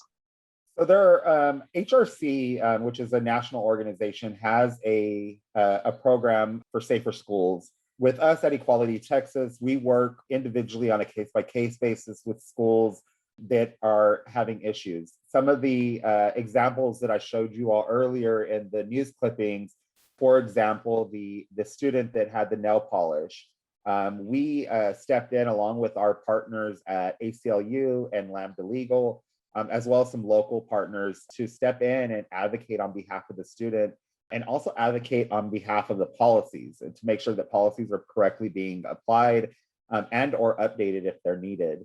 The article clipping of the young student who shaved the side of their head and was put into in-school suspension, we advocated on their behalf. Right now, I'm working on a school outside the Houston area who are having some issues with victimization of trans students, to include bullying and really not just being embraced or accepted by the school district either. And so we're working with allied teachers who are trying to step in and get things changed on policy. I also work, the Texas Association of School Boards just hired on a diversity, inclusion, and equity officer who I've been closely working with and seeing what types of programs we can put into schools, what type of policies can be recommended so that students are safer in the school districts. While there are some of the things that I just mentioned, there needs to be more, quite honestly. The fact remains that our students, our youth, are still being bullied, they're still being victimized, they're still being harassed, and definitely things have gotten better over the years. Certainly it's not the same as it was in the 80s and early 90s, but we still have a lot of work to do, especially concerning our youth. Do you know of any good training resources to educate staff on LGBTQ plus victims and the barriers they face, specifically victimizations such as domestic violence, intimate partner violence, sexual violence, and human trafficking? Definitely. So I definitely would, for people that are in communities that have LGBTQ community resource centers, there's the Montrose Center in Houston, the Dallas Resource Center. San Antonio has Pride Center San Antonio, which I'm also the executive director of. Corpus has the Coastal Bend Pride Center. Those are all good resources to connect to because we all offer training resources. I know specifically with my agency here in San Antonio, we provide trainings to all law enforcement cadets that come onto SAPD. We do trainings for other law enforcement officers. We've done it for the NSA, the FBI. So we do those types of programs. We also do trainings for the victim advocates with the police department, which are civilian employees, the crisis response teams, on, again, language on how best to work with our community, terminology, just really kind of understanding who LGBTQ people are and who we aren't. And so those would be good resources to contact your nearest LGBTQ community resource center. How is discrimination against LGBTQ community members still legal? What can we do to combat this? So as I mentioned, it's legal on both the federal level as well as the state level. Currently on the federal level, the Equality Act is a bill that has been passed by the House of Representatives. It's currently under consideration with the Senate. Reach out to your senators, your federal level senators, and let them know that you support LGBTQ protections against discrimination in our community. On the state level, there are several bills that are piecemealed. For example, Representative Bernal out of San Antonio filed a housing discrimination bill that would prevent discrimination for LGBTQ plus folks. Supporting bills like that, it actually was in a committee hearing last week. Representative Jessica Gonzalez out of the Dallas area filed, along with co-authors and her colleagues, filed a comprehensive non-discrimination ordinance for the state of Texas. So that would prevent discrimination in areas of housing, public spaces, as well as employment, and therefore protect the LGBTQ plus community from discrimination in those areas. That has been filed and it has not received a hearing yet, but reach out to your representatives and let them know, reach out to your state senators and let them know that you are an ally to the community, or that you are part of the community, and that you're a constituent in their district, and that you support these protections to support the protections of the LGBTQ plus community. Reach out to us here at Equality Texas. We have many ways that you can advocate on behalf of the community, not only in areas of discrimination, but also in areas that I spoke about earlier, trans youth participating in sports. We're actively seeking medical providers and doctors and practitioners that work with youth, sports affiliated people like coaches and players themselves to advocate about that. There's also trans healthcare bill that I described earlier, where it would make it illegal or criminalize for a medical provider to affirm and offer transition affirming care to youth. It would also penalize their parents. If you're a parent of a trans youth, or a parent in general, or if you're a coach or a doctor, like I said, any of these can definitely reach out to us and we can help connect you with ways that you can advocate on behalf of the community.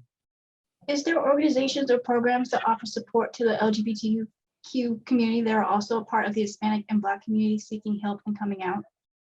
So there certainly are. I can speak to more localized. So those that are familiar with LULAC, or the League of United Latin American Citizens, they have LGBTQ chapters specifically. I know here in Texas, they have in Dallas, in San Antonio, in the Rio Grande Valley, and then I believe also in the Houston area, specifically for Hispanic or Latinx folks. The NAACP, in most instances, are LGBTQ plus affirming. In some instances have chapters that embrace the community as well. And then in Austin, there are several groups that are BIPOC, Black, Indigenous, or people of color run that are affirming as well. Definitely, again, connecting with the local community centers can help connect you with folks in the community that might be able to fit the specific areas of what you're looking for. Thank you, Mr. Robert, for all that great information. I hope you all enjoyed that presentation.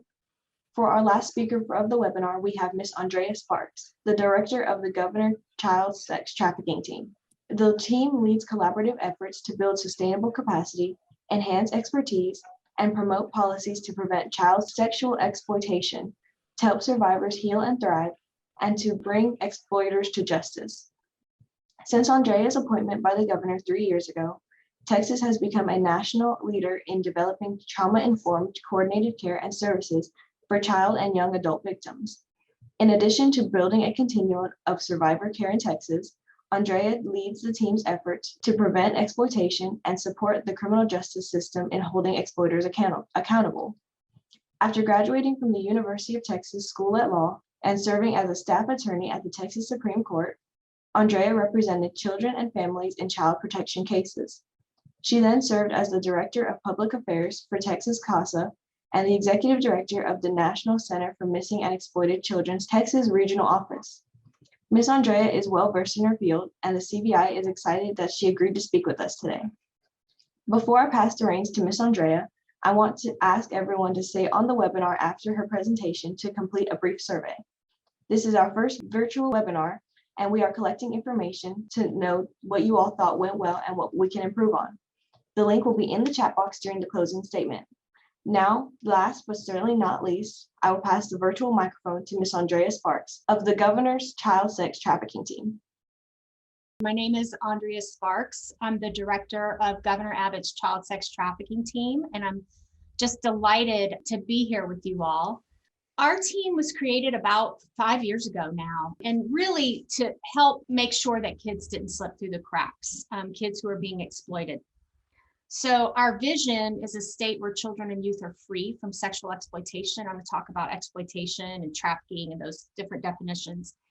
And we have a very long mission statement, but I'm not going to read to you, but just know that our mission is really, we want to build sustainable capacity, and we want to leverage existing systems and improve what we're already doing for at-risk youth, and basically up everybody's game when it comes to this kind of victimization, because we're recognizing it more and more. It is increasing, but we're also recognizing it. And if you serve victims in the state of Texas, you are serving exploited victims. And so we really want everybody to understand this kind of victimization and trauma and be there when these victims need them. Our goals are, 5 main goals. Of course, we had to have 5 because we are Texas and we had to have a star. But really, it worked out well because this is a very comprehensive approach to eradicating child sexual exploitation. We want to prevent this from happening in the first place. So we want to protect our children and youth by making sure that they are aware and that their caregivers and educators are aware of what trafficking looks like, what exploitation looks like, what the risk factors are. And then we want to actually build their resilience to exploitation by, giving them the positive youth experiences that they need to be stronger in the face of risks. So mentors, we fund things like Boys and Girls Clubs. We, support CASA programs who work with our most vulnerable youth in foster care. So really building in those protective factors. And then, of course, under preventing this from happening in the first place, we've got to address the issue of demand. And there is a high demand for commercially sexually exploited youth. Without that demand, without people being willing to buy children and youth for sex, we wouldn't have a problem. So we also have some strategies around that.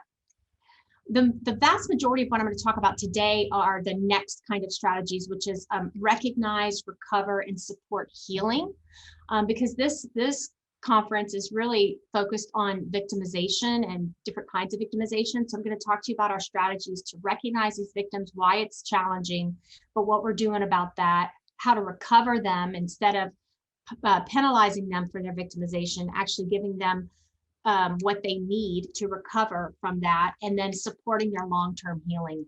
But we also have another goal called Bring Justice, which is about helping investigators and prosecutors hold perpetrators accountable so that we are preventing further victimization and also bringing justice to survivors in the form of, they can apply for clemency if they've been made to commit crimes due to their exploitation.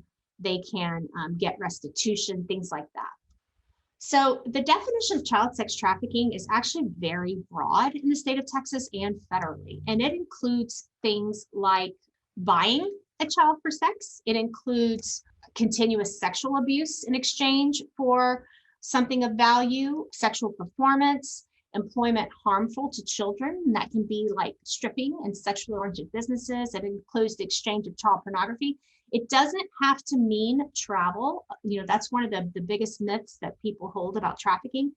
It doesn't have to be in traffic, trafficking in traffic, but basically exchanging anything of value, either with a third-party trafficker or with that youth themselves. So if you're under 18 and you exchange, letting someone sexually abuse you or sex acts for a meal or a place to stay or drugs, that is trafficking. And the person who is the exploiter is not that third-party pimp, but is the person who's actually engaging in that kind of sexual abuse with a child. Under 18 is the definition of child for this purpose, and children under the law cannot consent to being exploited. So you don't have to prove that they were forced are defrauded or coerced into these situations. Just the mere fact that they're in that situation means that they're a victim. And that's one of the hardest things to get people to understand and to help move and change societal norms so that these kids are seen as victims. I'm going to try to play this video for you guys, which really is an overview of what this looks like, the dynamics of it, and it'll touch upon some of our strategies to stop it. Human trafficking, commercial sexual exploitation, and forced labor seem a world away. But according to the International Labor Organization, there are more slaves at this moment than at any other time in history. UNICEF tells us that of the estimated 40.3 million people subjected to modern slavery and psychological bondage, approximately 70% of those are women and girls, some as young as 6 years old, with abusers who can range from family members and acquaintances to gangs and persons unknown. How is it possible that something so insidious has become widespread? A recent report by the University of Texas at Austin states that in Texas alone, there were almost 80,000 sexually trafficked youths. What methods could possibly allow victims from all walks of life to be exploited and abused in this way, from the most vulnerable and at risk to those from privilege? The process can be one of violence, including kidnapping, or desperation where sex is traded for food, shelter, or necessities for existence. But often, it's a case of careful grooming, identifying a victim by looking for vulnerabilities. Traffickers target victims with emotional neediness, low self-esteem, and those under stress. By gathering information in an interested way, the goal is to create trust and build dependency, while isolating the abused from family and friends. Through phone calls and social media, the trafficker begins slowly, often supplying phones and other devices so that communication can be continuous and undercover. By fulfilling a need, the trafficker strives to become everything to their victim, including becoming the only person they can trust. Often, the dependency building includes gifts, drugs, or alcohol, but sometimes it's simply the fulfilling of a desperate need to be seen. Once trust is established and dependency is complete, control begins. Often there's been nothing asked of the victim until this point, when suddenly the threat of violence and sexual demands leave the victim confused, fearful, and psychologically battered. Sexual exploitation and physical abuse create chronic overstimulation of the brain, as the threat of violence leads the abused to stay on high alert. The true horror is that even rescued survivors have years of recovery ahead, since recovery requires overriding trauma-related neural pathways that years of victimization create. Sadly, any association with the sex industry creates an unforgiving stigma that both shames and blames the victim. Too often, survivors are treated as criminals, as we overlook the process that has created these circumstances and the devastating consequences that can last a lifetime. This must stop. It will take deep understanding and multiple healing strategies in order to help survivors develop needed skills such as self-confidence, problem-solving, and self-regulation. Only in this way can survivors distance themselves from their traffickers, reestablish their identity, and come to believe that they have inherent value. So how big is this problem? We don't know. There was a study done by UT in 2017 that estimated that there were about 79,000 minors and youth in the state of Texas who had been at some point sexually exploited. So that was up to age 25 for that stat. And that there were approximately 234,000 victims of labor trafficking in our state. So it's estimated that labor trafficking is way more widespread than sex trafficking, but we really don't know. And these estimates were based on, researched, evidence-based risk factors, as well as numbers in population. I will tell you that I feel like in the past 5 years, and I hope y'all feel the same way, that we've raised a lot of awareness about this, and we are seeing more and more victims identified and matched to the services that they need. So I'm not going to go through this slide very much, but because we just saw the video and it worked, yay! But how does this happen? Just to reiterate, there's a vulnerability there that traffickers will take advantage of, whether that trafficker be, again, that third party pimp or someone who's going to offer a child something that child needs in exchange for sexual abuse. And sometimes it's just the vulnerability of being a child and having a need that's not being met.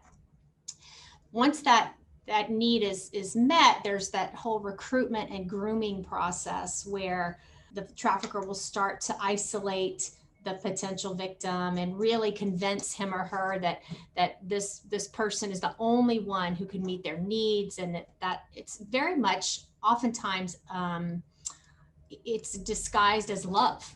And a lot of our survivors have not had that kind of love in their lives before. So lots of kids coming from the foster care system, from broken families, from situations where they're ostracized because they're LGBTQ, or they're on the streets, they've got a drug problem, lots of different vulnerabilities that the trafficker takes advantage of, and then starts grooming them to believe that the trafficker is the one who can make it all better.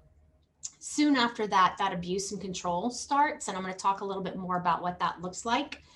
And really, sometimes it doesn't even have to be heavy abuse, but a lot of control. And sometimes it is heavy abuse. And then the last phase, really, survivors tell us that at some point they all have had a memory of the minute, the day when they thought, this is the only thing I'm good for. This is who I am. I am a prostitute, and thought they couldn't get out of it. And that's what they were. And their trafficker painstakingly, intentionally tries to convince them of that. And traffickers call that going on automatic. So they don't even have to use the abuse and control anymore.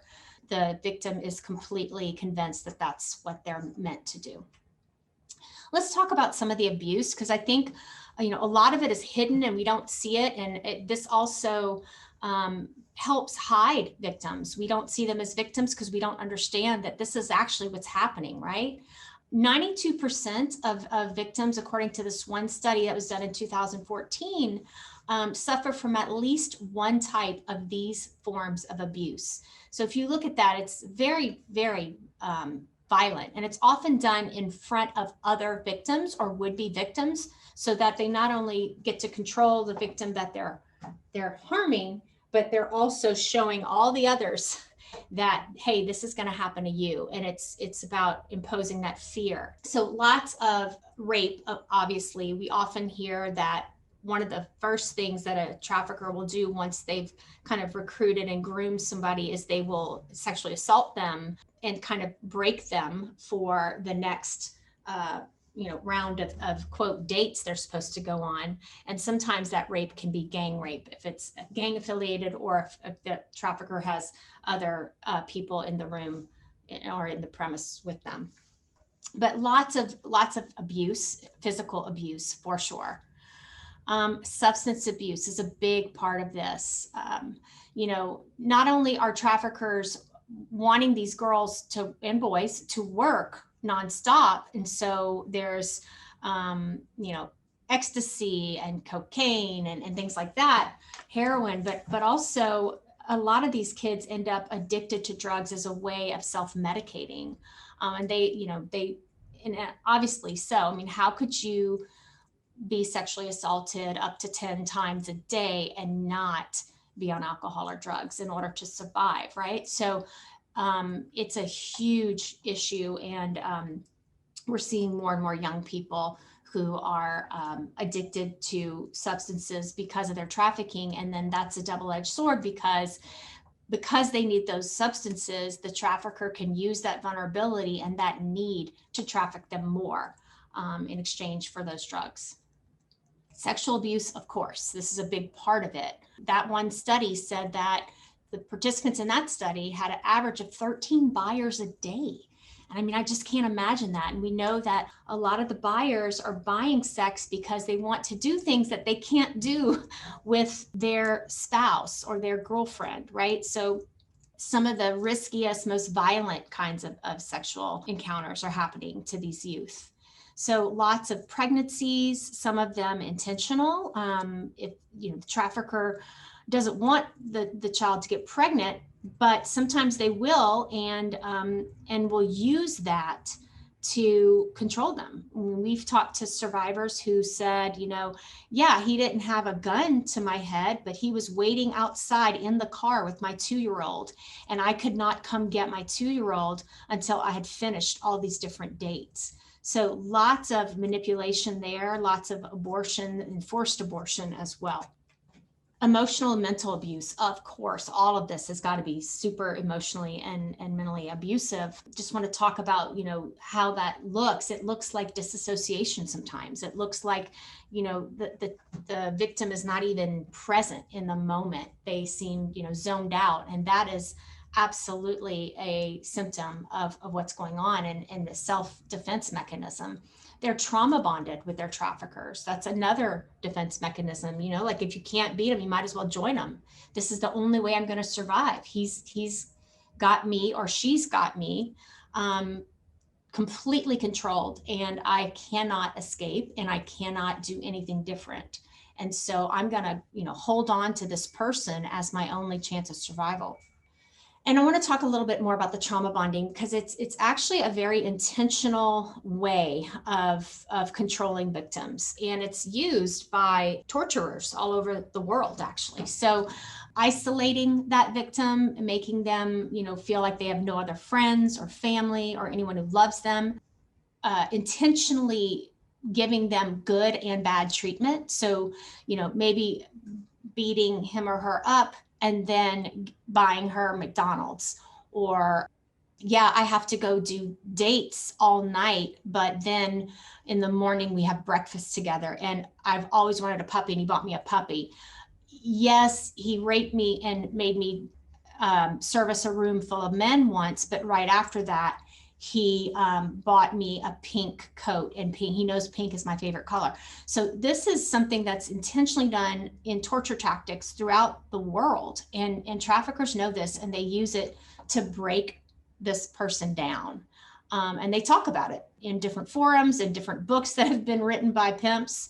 Don't buy those books, because then you're giving them money, but they are on Amazon. It's really gross. And then they start to feel, these survivors report to us, and we listen to a lot of survivors, that they cannot escape. They just never know how that trafficker is going to react to anything they do. So they just kind of feel frozen. And again, just kind of glom onto that trafficker as their only way to survive. And in the process, their sense of self is destroyed. They really don't see that much of a difference between themselves and the trafficker and what that person needs. Whatever that trafficker needs becomes what they need. So who is vulnerable to this kind of manipulation? As I said, everybody, really. And traffickers will exploit any vulnerability they find, but youth especially are vulnerable just because they're youth, and they are more easily manipulated. Their brains haven't stopped developing until, mid-late 20s, people are saying now. So just being a child makes you vulnerable, but there are some risk factors that mean that you're more vulnerable than others. And those include adverse childhood experiences. So this graph shows the difference between non-sexually trafficked youth and sexually trafficked youth who are in the juvenile justice system. And I can't remember what state it is, but it was in one state, and they looked at the ACEs between the two different populations within the juvenile justice system. And you'll see that the kids who are trafficked had significantly higher adverse childhood experiences, especially around emotional, physical, sexual abuse, emotional and physical neglect. Those ACEs seem to really make a big difference. So if you were abused or neglected in any kind of way, you're a much higher risk of being exploited and taken advantage of that way. But again, technology is changing this dramatically. And we've seen, we were seeing it before COVID, but definitely during COVID, we've seen a real increase in kids being exploited online. So kids from all walks of life, kids who are vulnerable just because they're online, and they are sharing more and more personal information, and sometimes inappropriate photos and other information online. So really, leveling the playing field right now for this kind of victimization, and it's a huge concern. I know that online enticement, where a person will get online and pretend to be someone else and befriend that child and groom that child and kind of get them to share videos or personal information in exchange for more and more explicit images, and then potentially meeting them and having physical sexual relations with them or trafficking them, is a huge and growing concern. And if you look at the National Center for Missing and Exploited Children, FBI, any of those big organizations that handle those kinds of cases, they will tell you this is happening more and more. And our Internet Crimes Against Children's task forces are drowning in these cases. So please, if you take anything from this this webinar, know that your kids are not safe online if you don't know what they're doing online. Traffickers are using games to get at boys. They're using Instagram and Snapchat to get at boys and girls right here in the state of Texas. And we're hearing more and more of these stories every day. Also, another complication is we're learning that it's not always about strangers who are reaching out to your kids. In fact, the vast majority of exploiters are people that these victims know and trust and love. So these three women are women in the state of Texas in the past 2 years who were exploiting family members, including their own children, their own toddlers, in exchange for drug debt or drugs. The one in the middle was trying to sell her niece to some guys in Morocco. And, that shows you how technology changes things and makes it so much easier to exploit someone. So we also have to be on the lookout for our young children being exploited by family members, for sure. One of the things I want to point out is that we do a lot of research. We follow a lot of research, and research shows that supportive relationships can help protect vulnerable youth. I mentioned this earlier, but if you have a youth who's vulnerable, let's say that child has a need and they just are not getting that need met, if they get a supportive adult who can help meet that need, then that need's met, and they're much less likely to be manipulated by an exploiter who will meet the need. If they don't have a supportive adult who helps meet their needs, that makes them a target for the exploiter to come in and meet their needs. I mean, it sounds really simple, and it is, but it tells you that even research, tells us what we already know, that every kid needs supportive adults. And if they don't have them, we need to provide them through teachers, through Boys and Girls Clubs, through CASA volunteers, through foster parents. So this is something that we can do to, and it's already, a lot of this is what we're already doing, but knowing that it can help not only provide the support that child needs to get their needs met, but also to prevent them from being trafficked. So how do we identify victims? Especially if they're on automatic, like we talked about earlier, if they're trauma bonded, how do we do that? Well, studies show, surprise, surprise, that we are not doing well at identifying these youth. This is a study out of California where they looked at, but I think it was mostly girls, some boys, who are being served by agencies in the child welfare and juvenile justice system, so experts in their field, who are serving these kids. And they found that for the youth who were exploited, 75% of those youth had been exploited for 2 or more years before anyone saw it. That's a long time. 75% of those youth still did not see themselves as being exploited. And 50% of those youth were 14 or younger when the exploitation started. So we saw this study, and we have brought in a tool in the state of Texas that allows us to screen youth for these high risk factors and recognize that we don't have to wait for a youth to disclose. We cannot afford to wait for a youth to disclose victimization, because 75% of them don't even see themselves as being exploited, and 75% of them have had it going on for 2 or more years. And I mean, 2 years of this kind of abuse can really harm these youth, obviously. So we have brought in a tool. We've screened about 40,000 children in the state of Texas on this tool, and about 11% of them have come out clear concern for exploitation, which means we presume that they're victims and we connect them to services in the state of Texas. So the other thing I wanted to point out, and I've talked about this a lot, but just to give you this visual, this is a photograph that went viral on the internet, and people were commenting and saying, oh, look at this mom. She is sacrificing herself for her baby deer that are nearby. And the photographer saw this and said, no, that's not what was happening at all. This mom didn't even know what was happening. She just totally froze. This is a fear response, a trauma response. So you often hear a flight, fight, freeze response. She was in that freeze, and there's another response that many trafficking survivors talk about, which is submit, and that's that trauma bond response.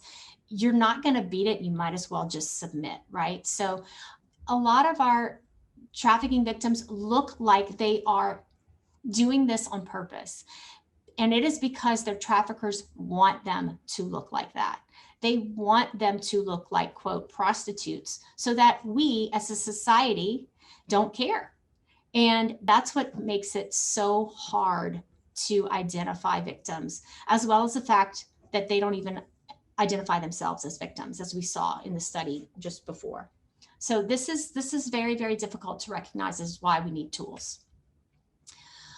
This is that tool I was talking about, and I'm going to skip through that because I'm realizing I'm running out of time a little bit. But and so how do we recover victims once we recognize them, once they score clear concern on that tool? How do we recover them and make sure that we're giving them what they need? This is another challenge. We are recovering these victims over and over again. So yes, they may be recovered by law enforcement. They're connected with services. The minute they can, they are running and going straight back into the life, right? And you can imagine why. It's fight, flight, or freeze mode in their brain that doesn't turn off automatically when they're recovered. They don't feel safe just because we think they're safe.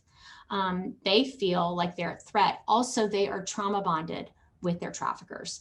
Also, they don't believe they're victims. Also, they think that the only chance they have at survival is to be back with that person who's exploiting them. Many of them have had experiences in our various systems that are meant to protect kids, like child welfare and even juvenile justice and even healthcare, and they have not been good experiences. So we see this happening over and over again. The good news is that each relapse, every time that child or youth or adult goes back and relapses, there is the opportunity to learn what triggered that relapse, what triggered that trauma, what can I do differently next time, what can I stay away from next time, how can I plan for my safety next time. And our advocates do that with our survivors. So we do see that we're recovering victims more than once, many times, but we are seeing some success. We are seeing that kids are learning from each relapse. And at some point, they are ready to move from pre-contemplation, where they don't see a problem at all, to contemplation, to preparation, and then action, right? And starting to realize that they've got to make changes, they need help, and they want to leave the life for good. And man, this is so true. We need alternatives to detention in order to effectively recover commercially sexually exploited youth. This is an image or several images of a young adult over a span of about 2 years. She was being exploited, and we have these images because these are mugshots. And it just breaks my heart. There are a bunch of series of images like this. And it's like, why didn't we see what was happening to this kid? You can see the effects of the abuse, the mental, physical, sexual abuse, the drug addiction. But why are we seeing her over and over again in the criminal justice system?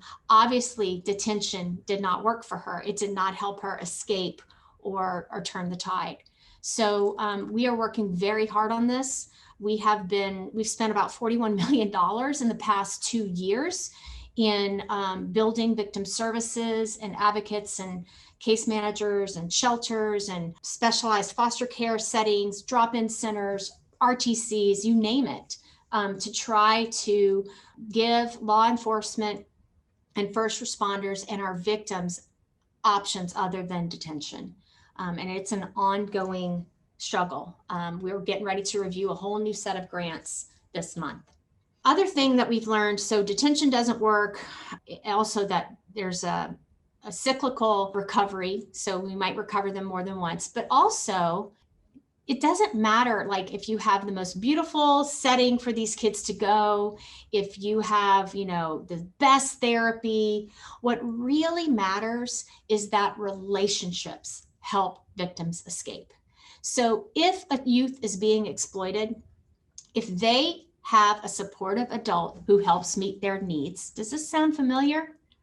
It should, because it's the exact same kind of thing we talked about with prevention. That supportive adult who can help meet their needs before they're exploited can help prevent exploitation. But even if they're exploited, if we can give them a supportive adult who helps meet their needs, they are more likely to leave that exploitative environment and more likely to consider, yes, I do have some safety on this side. Yes, I can separate myself. Yes, I do have some worth other than being the quote prostitute that my trafficker wants me to be. So supportive adults, very, very important for these youth. We also found that even when we had services available, accessing them is overwhelming, right? So you have different services with different eligibility and different ways to pay and different requirements and rules. And so even if a child is accessing services and their family's trying to help them, these are the kinds of quotes we heard. And these are actual quotes from caregivers and victims. Every place I called asked how I would pay even before talking to me. I can't pay. The court said I had to show up, but I don't remember when or where. Where did that paper go? I've been in 3 different placements since then. They tell me they can't help me unless I've been clean for 10 days. How can I stop using without their help? So these are the kinds of barriers to services that exist. And we knew after looking at this that we've got to do something to kind of get through those barriers for our victims. So here are our strategies for recovering CSE, commercially sexually exploited youth. Again, based on what we've learned, supporting commercially sexually exploited youth advocates. These advocates are specialized advocates and case managers who focus on that supportive adult relationship for that youth and can stay with them in their lives and as a supportive role until they're 22 years old, no matter what system they're in. So that has been a big, big part of our strategy.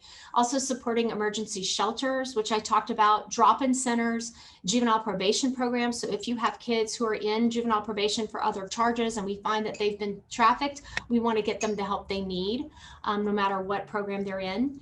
And then developing care coordination teams who can help navigate around those barriers we just talked about.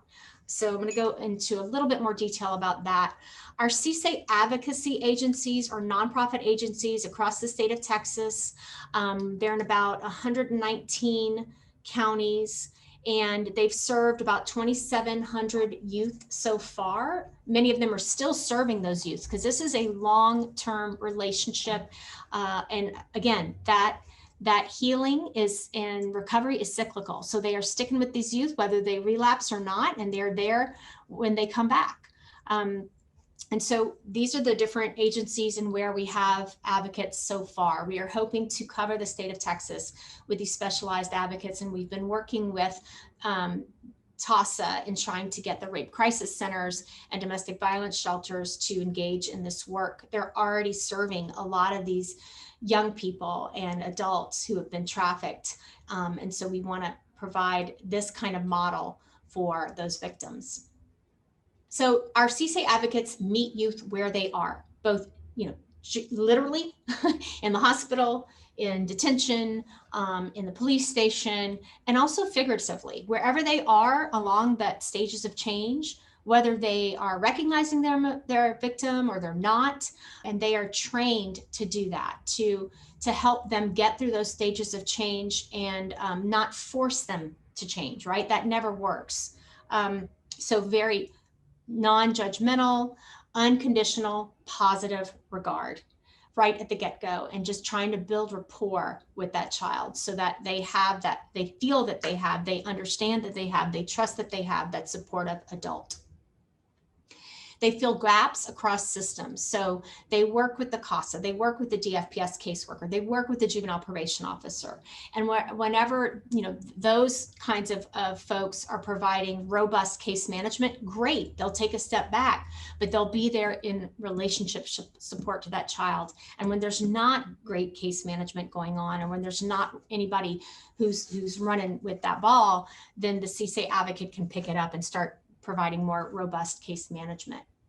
They help survivors move through those stages of change, through those cycles that I talked about earlier. So advocacy comes in even before the child is ready to make changes, even before they're ready to, start meeting with law enforcement and going through therapy. They are there just building trust, helping them co-regulate their trauma responses, that fight, flight, or freeze, helping them understand what that looks like, why their brain is acting the way it is, how they can stop, self-harm, how they can get their basic needs met.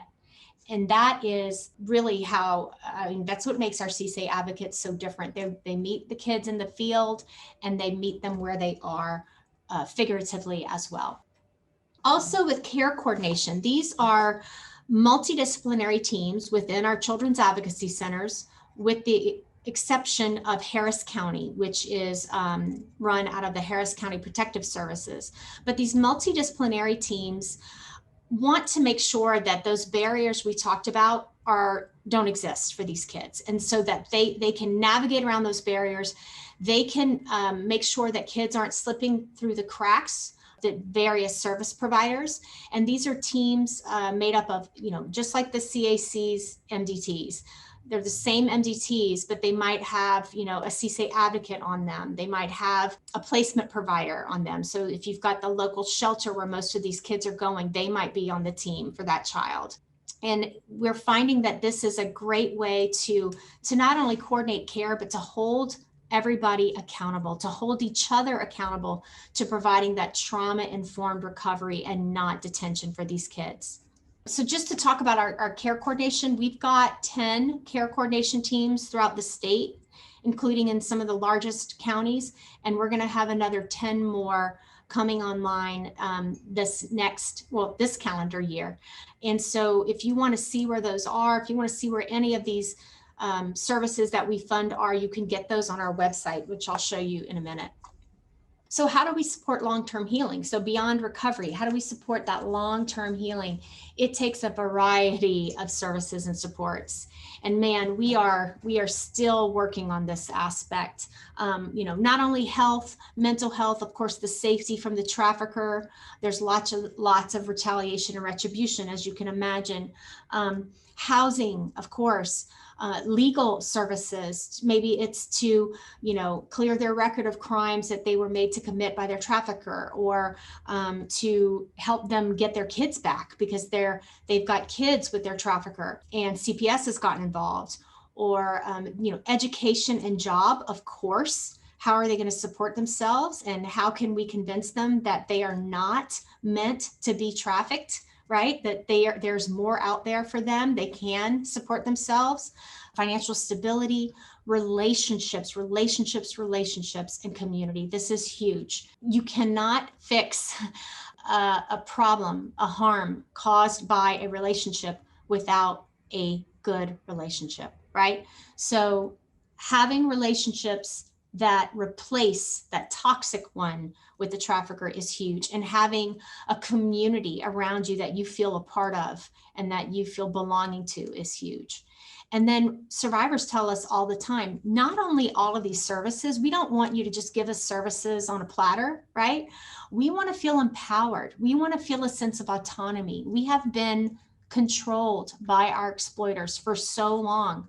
We have to feel like we can do this on our own and help us get there.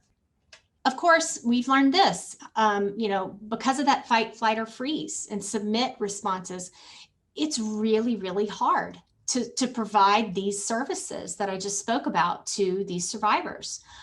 They're triggered by authority figures, and you can imagine why. If you look at the mug shots we saw earlier, they're triggered by telling their story. They are triggered by power struggles, random things like smells, locations, different foods. It could be anything that takes them right back to that moment they were being sexually assaulted or beaten. They dissociate still. Just because they've been taken out of the trafficking situation doesn't mean that those dissociative episodes stop. They have, of course, difficulty trusting people or feeling intimate with anybody. And there's a sense of hopelessness, despair, lots of medical problems, even somatic problems because of the trauma. And the thing that makes this, I think, so different from other kinds of victimizations is that chronic sense of shame and self-blame. That is just huge. And so any kind of shaming system or method is not going to work. In fact, it is going to backfire for these victims. This is kind of what I said earlier. The reason why this kind of trauma is so difficult to overcome is because it corrupts one of the primary methods we have to stay healthy and to heal. And that is that intimate, trusting relationship. So we've got to get these kids back into relationships that are healthy and that can take the place of that toxic relationship. We are doing this with a method of trauma-informed care called trust-based relational intervention out of the Texas Christian University. It has worked for years with kids who are adopted, kids in foster care, and we've been working with TCU to really customize TBRI for kids who are exploited. And we're seeing great results. We're seeing that kids understand the trauma that's happening in their brain. They feel less crazy and much more in control, right? And know what to do. They're less embarrassed by what's happening in their brain and feel more empowered. And our advocates and service providers know how to walk through that with them and reinforce that. We do a lot of training, including with Care and Purpose Institute at TCU. We train a lot of law enforcement and others, first responders in trauma-informed responses. We're also rolling out a training for this population on motivational interviewing to get those kids to kind of go through those stages of change and feel empowered to make the changes that they need to escape from exploitation. And then just a couple real quick things. We are working with a Human Trafficking Survivor Leadership Council. They are amazing. They teach us everything we need to know about working with these kids and with survivors. And they are organized by TASA and Texas Association Against Sexual Assault, and are available for consulting on policies, procedures, anything that you need around human trafficking. We also have research, resources, and webinars. In fact, we have a webinar tomorrow at 1 o'clock on our research resources and what we've learned so far through the research and how we apply it in our strategies. And we've got a roadmap for Texas communities. If any of you are interested in seeing how your community can address child sex trafficking, there's a roadmap out there that walks you through step-by-step according to best and emerging practices. And with that, I will stop here. Here's our contact information from myself and our team. You see our website where we have a lot of different resources for you to check out. And I'll take any questions. Ms. Sparks, thank you so much for discussing child sex trafficking victimization with us. I really enjoyed your presentation and learned so much from you. So now we will begin our Q&A session. And our first question is there access to this screening tool of risk factors, and is there requirements as to who is most appropriate to give the screening? For example, is a forensic interviewer appropriate to adapt and use this in the interview process? That's a great question. Yes, you can. So for the screening tool, you have to get trained on it. It's required training, which my team can do.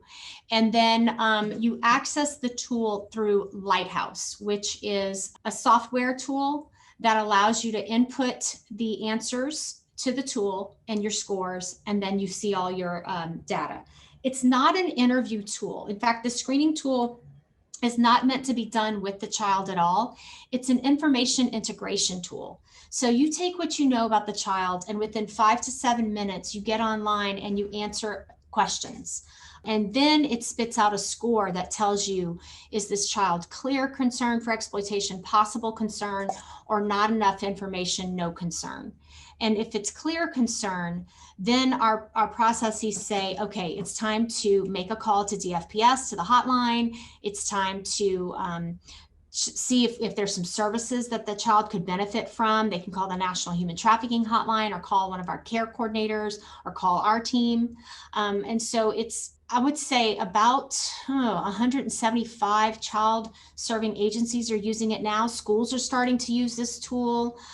Children's advocacy centers, CASA programs, and also, juvenile probation is using the tool. DFPS is using the tool in certain counties only right now. But yes, I can get more information on the tool to you. And if you go to our website, you will see under recognized, you'll see information on how to get connected to that tool and get the training you need. Thank you. So child sex trafficking, or sex trafficking in general, is a pretty well-known problem. Most people probably are not aware of the extent of the issue, but people are aware generally. Why is it that we as a society don't talk about this more or take more active guards against it? Is it policy issues, enforcement, implementation issues, collective efficacy issues, bystander effect issues, fear, or perhaps the sheer size of the issue that is overwhelming? That's a great question. I would say all of the above. I think one of the hardest things is that it's hidden. So we know it's a big problem, but how do we see it, right? How do we address it if we can't see it? For all of the reasons we discussed. A lot of these victims look like, quote, bad kids, right? Kids who are running away, kids who are doing drugs, kids who are, when law enforcement, encounters them, they are kicking them in the shins and spitting in their face, or they're just shut down and don't talk and don't ever admit that anything's happened. So to me, that is the biggest challenge. It's very difficult to recognize these victims and to recognize them as victims and survivors. And so once we do that, then we can build empathy. But we still have a huge segment of our population that sees these kids and these young adults and these adults as bad people. They must have done something bad for this to happen to them, or they want this to happen to them. And to me, that's the biggest hurdle we have. There's a great campaign that we participated in called Can You See Me? And it's by A21, which is a global organization who just moved their headquarters here to Texas. We're so excited.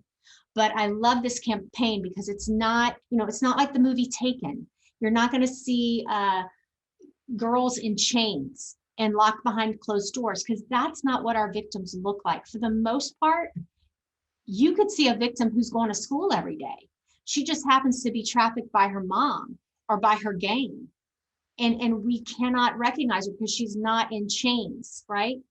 But the Can You See Me campaign is really good at opening eyes to what these victims look like and what some of the indicators are. So I'd highly recommend you check that out if you're interested at all. How often do our governments work with nonprofit organizations, such as faith-based or others, to help with victim recovery? All the time. In fact, most of our grantees and people we partner with, organizations, are faith-based. A lot of faith-based organizations come to this as a calling and stick with it because it's really hard work, but it's also, man, if you can get one kid to get out of this and make it, it's very rewarding work. So I would say the vast majority of our organizations working with government are faith-based. Is there any good news, such as victory stories on survivors who have made good progress in recovery? Yes, and that's what keeps us going, y'all. I mean, I've got to tell you, this is hard work, and our advocates who do this work, I don't know how they do it. We had 2 deaths last week in one of our advocacy agencies. one young boy, not young boy, 15, so young, yeah, young boy, 15, was killed by his trafficker who got out on bond. Another teenager committed suicide. So these are really difficult cases, but our advocates and our service providers stick with these youth, and they love these youth despite the risk of loving these youth, that they're going to, be taken away. But I think we keep going because we do see success stories. We do have youth who can get out of this and who can go on to achieve wonderful things. The Human Trafficking Survivor Leadership Council, when I get invited to go visit with them, it's like my birthday. It's like, I love being around these survivors because, one, if you've survived this, you can achieve anything you want to, and they are incredible people. But two, it's very hopeful to be around survivors who've made it through, and we have more and more that are doing so. That is so good to hear. How common is it for those who survived CST to be re-victimized, either by the same perpetrators or by new ones? Unfortunately, it's very common. We had a follow-up UT study that showed that exploited youth spend about 30% of their lives in exploitation. So even if it's not the same trafficker, they tend to cycle in and out, right? So unless they get the help they need, right, they are going to be trafficked. And then even if they break away from that trafficker somehow, they might start being exploited by buyers in exchange for meeting their basic needs. And then they might get sucked into another trafficker that route. And so it tends to kind of, it's very common that our youth fall back into exploitation with various exploiters. Are children in the foster care system more or less likely to be CST victims? That's hard to say. I will say this. Yes, I think they are. I think that the foster care system itself, and like if you're in a good foster home, right, that's going to protect you from being exploited. But the system itself, what we're seeing is that about just this last quarter, with all of our kids who came through care coordination, half of them were in DFPS custody when they were recognized as, presumed victims with the tool and then given care coordination. And half of them, the other half, had some history with DFPS. So that's a big red flag, right? We're not seeing all these kids come through. Only about half are in DFPS custody when they come through. But having that lack of family relationship and support, whether you're in DFPS custody or not, that's the biggest risk factor, is not having those supportive adults like you would, like we would, your mom, your dad, your aunt, your uncle, your grandparents. That's the biggest risk factor. So yes. Do you have any tips on how to spot these kids in our community? I used to talk about overt signs like branding with tattoos and wearing inappropriate clothes in inappropriate places, looking very exhausted or looking very high, but really it's so hard to spot because there's so many different kinds of trafficking. If you're being trafficked by your family, there might not be a sign, right? There might just be let's say a kid is falling asleep at school a lot, or is a little depressed, or seems to be scared. It's really difficult. There's your typical indicators that everybody talks about, and I mentioned some of them. But I think if you look for vulnerability, you're going to get at a better reach. So kids who are disabled, kids who are alone, kids who are on the streets, they are absolutely more likely to be trafficked. Kids who spend an inordinate amount of time online on social media and are hiding who they're talking to or won't let their parents see, huge red flags. It's changing. It's changing as we learn more and more about this crime, and that, a child who's trafficked by a family member or a gang or a pimp, or is just being exploited by buyers in exchange for meeting their basic needs, they all look different. And it's very individualized. Do the numbers show if children of color are more likely to be CST victims? The studies show that, yes. And our numbers so far bear that out. Just like kids of color who are disproportionately represented in the foster care system or the juvenile justice system, they are also far more likely to be in our care coordination for child sex trafficking victims. Is child pornography considered a form of sex trafficking? Yes, if you are producing child pornography with child in exchange for, let's say you're exchanging it for other child pornography, or you're getting paid for it, or you're getting anything out value from that, that meets the definition of trafficking in our statute. Are there research outcomes that show the results of CSEIT being used in juvenile probation? So the SEIT is the screening tool that we mentioned. I don't know the answer to that specific question. I know that it was validated in a variety of child serving organizations. We are seeing that a lot of our boys are being screened in the juvenile justice system because there are like plenty, a lot more boys in that system than girls.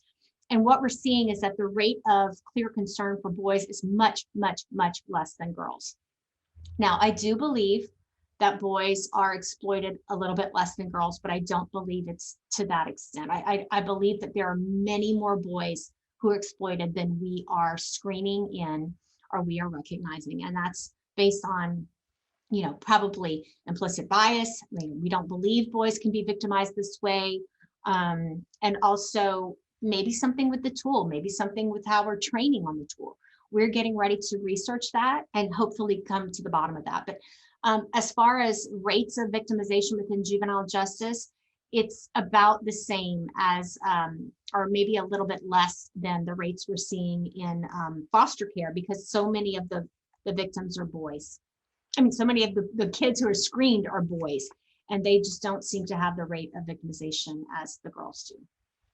For our last question, do you know whether signs and advertisements about human trafficking, such as signs in the airport bathrooms with hotline numbers, are an effective tool for recognizing victims? Yes, there's been research on that. I can't remember who did it, but it's actually one of the researchers was from Texas. And basically it described what are the top strategies for states to use in increasing investigations and prosecutions of trafficking, and having the National Human Trafficking Hotline or a hotline listed was one of the top.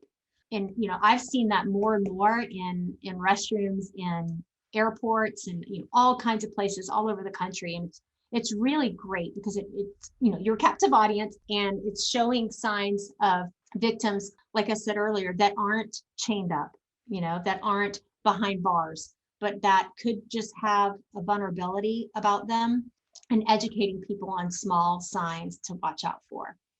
I'm sorry, we actually have one more question. What Okay. sources are in place for parents to prevent their children from becoming victims? So this is a great question. I think the stronger your relationship with your child and the more you know about what they do online and who their friends are, the better. There are resources out there. National Center for Missing and Exploited Children has a ton of resources for parents. Other organizations like A21, the Can You See Me campaign, Love 146 is another great resource for parents. And so I think it's that relationship piece. I mean, I hate to say it sounds so simple, but it all comes down to relationships. And so having that open communication with your child so they don't feel afraid to talk to you. When something makes them feel scared, sad, confused, they know they can come talk to you about it. They won't get in trouble. And you're going to be there to protect them. And have that two-way communication is huge, huge. And then also really monitoring their online activity. Thank you so much for all of those answers. They were so good and informative. So now I'll go ahead and turn it over to Dr. Bro for our closing. Wow, such great information from all of our presenters. We really appreciate your informative information. And thank you all again for taking the time out of your busy schedule to join our webinar. We certainly appreciate your participation and questions from our participants. We would also like to thank, again, our wonderful presenters who provided a wealth of information on victimization types, and our marketing department rep, Ms. Melina Gilbert, who assisted us from beginning to end with our first webinar. We really appreciate your help. And also thanks to Alyssa and Taylor for moderating the webinar and coordinating the events.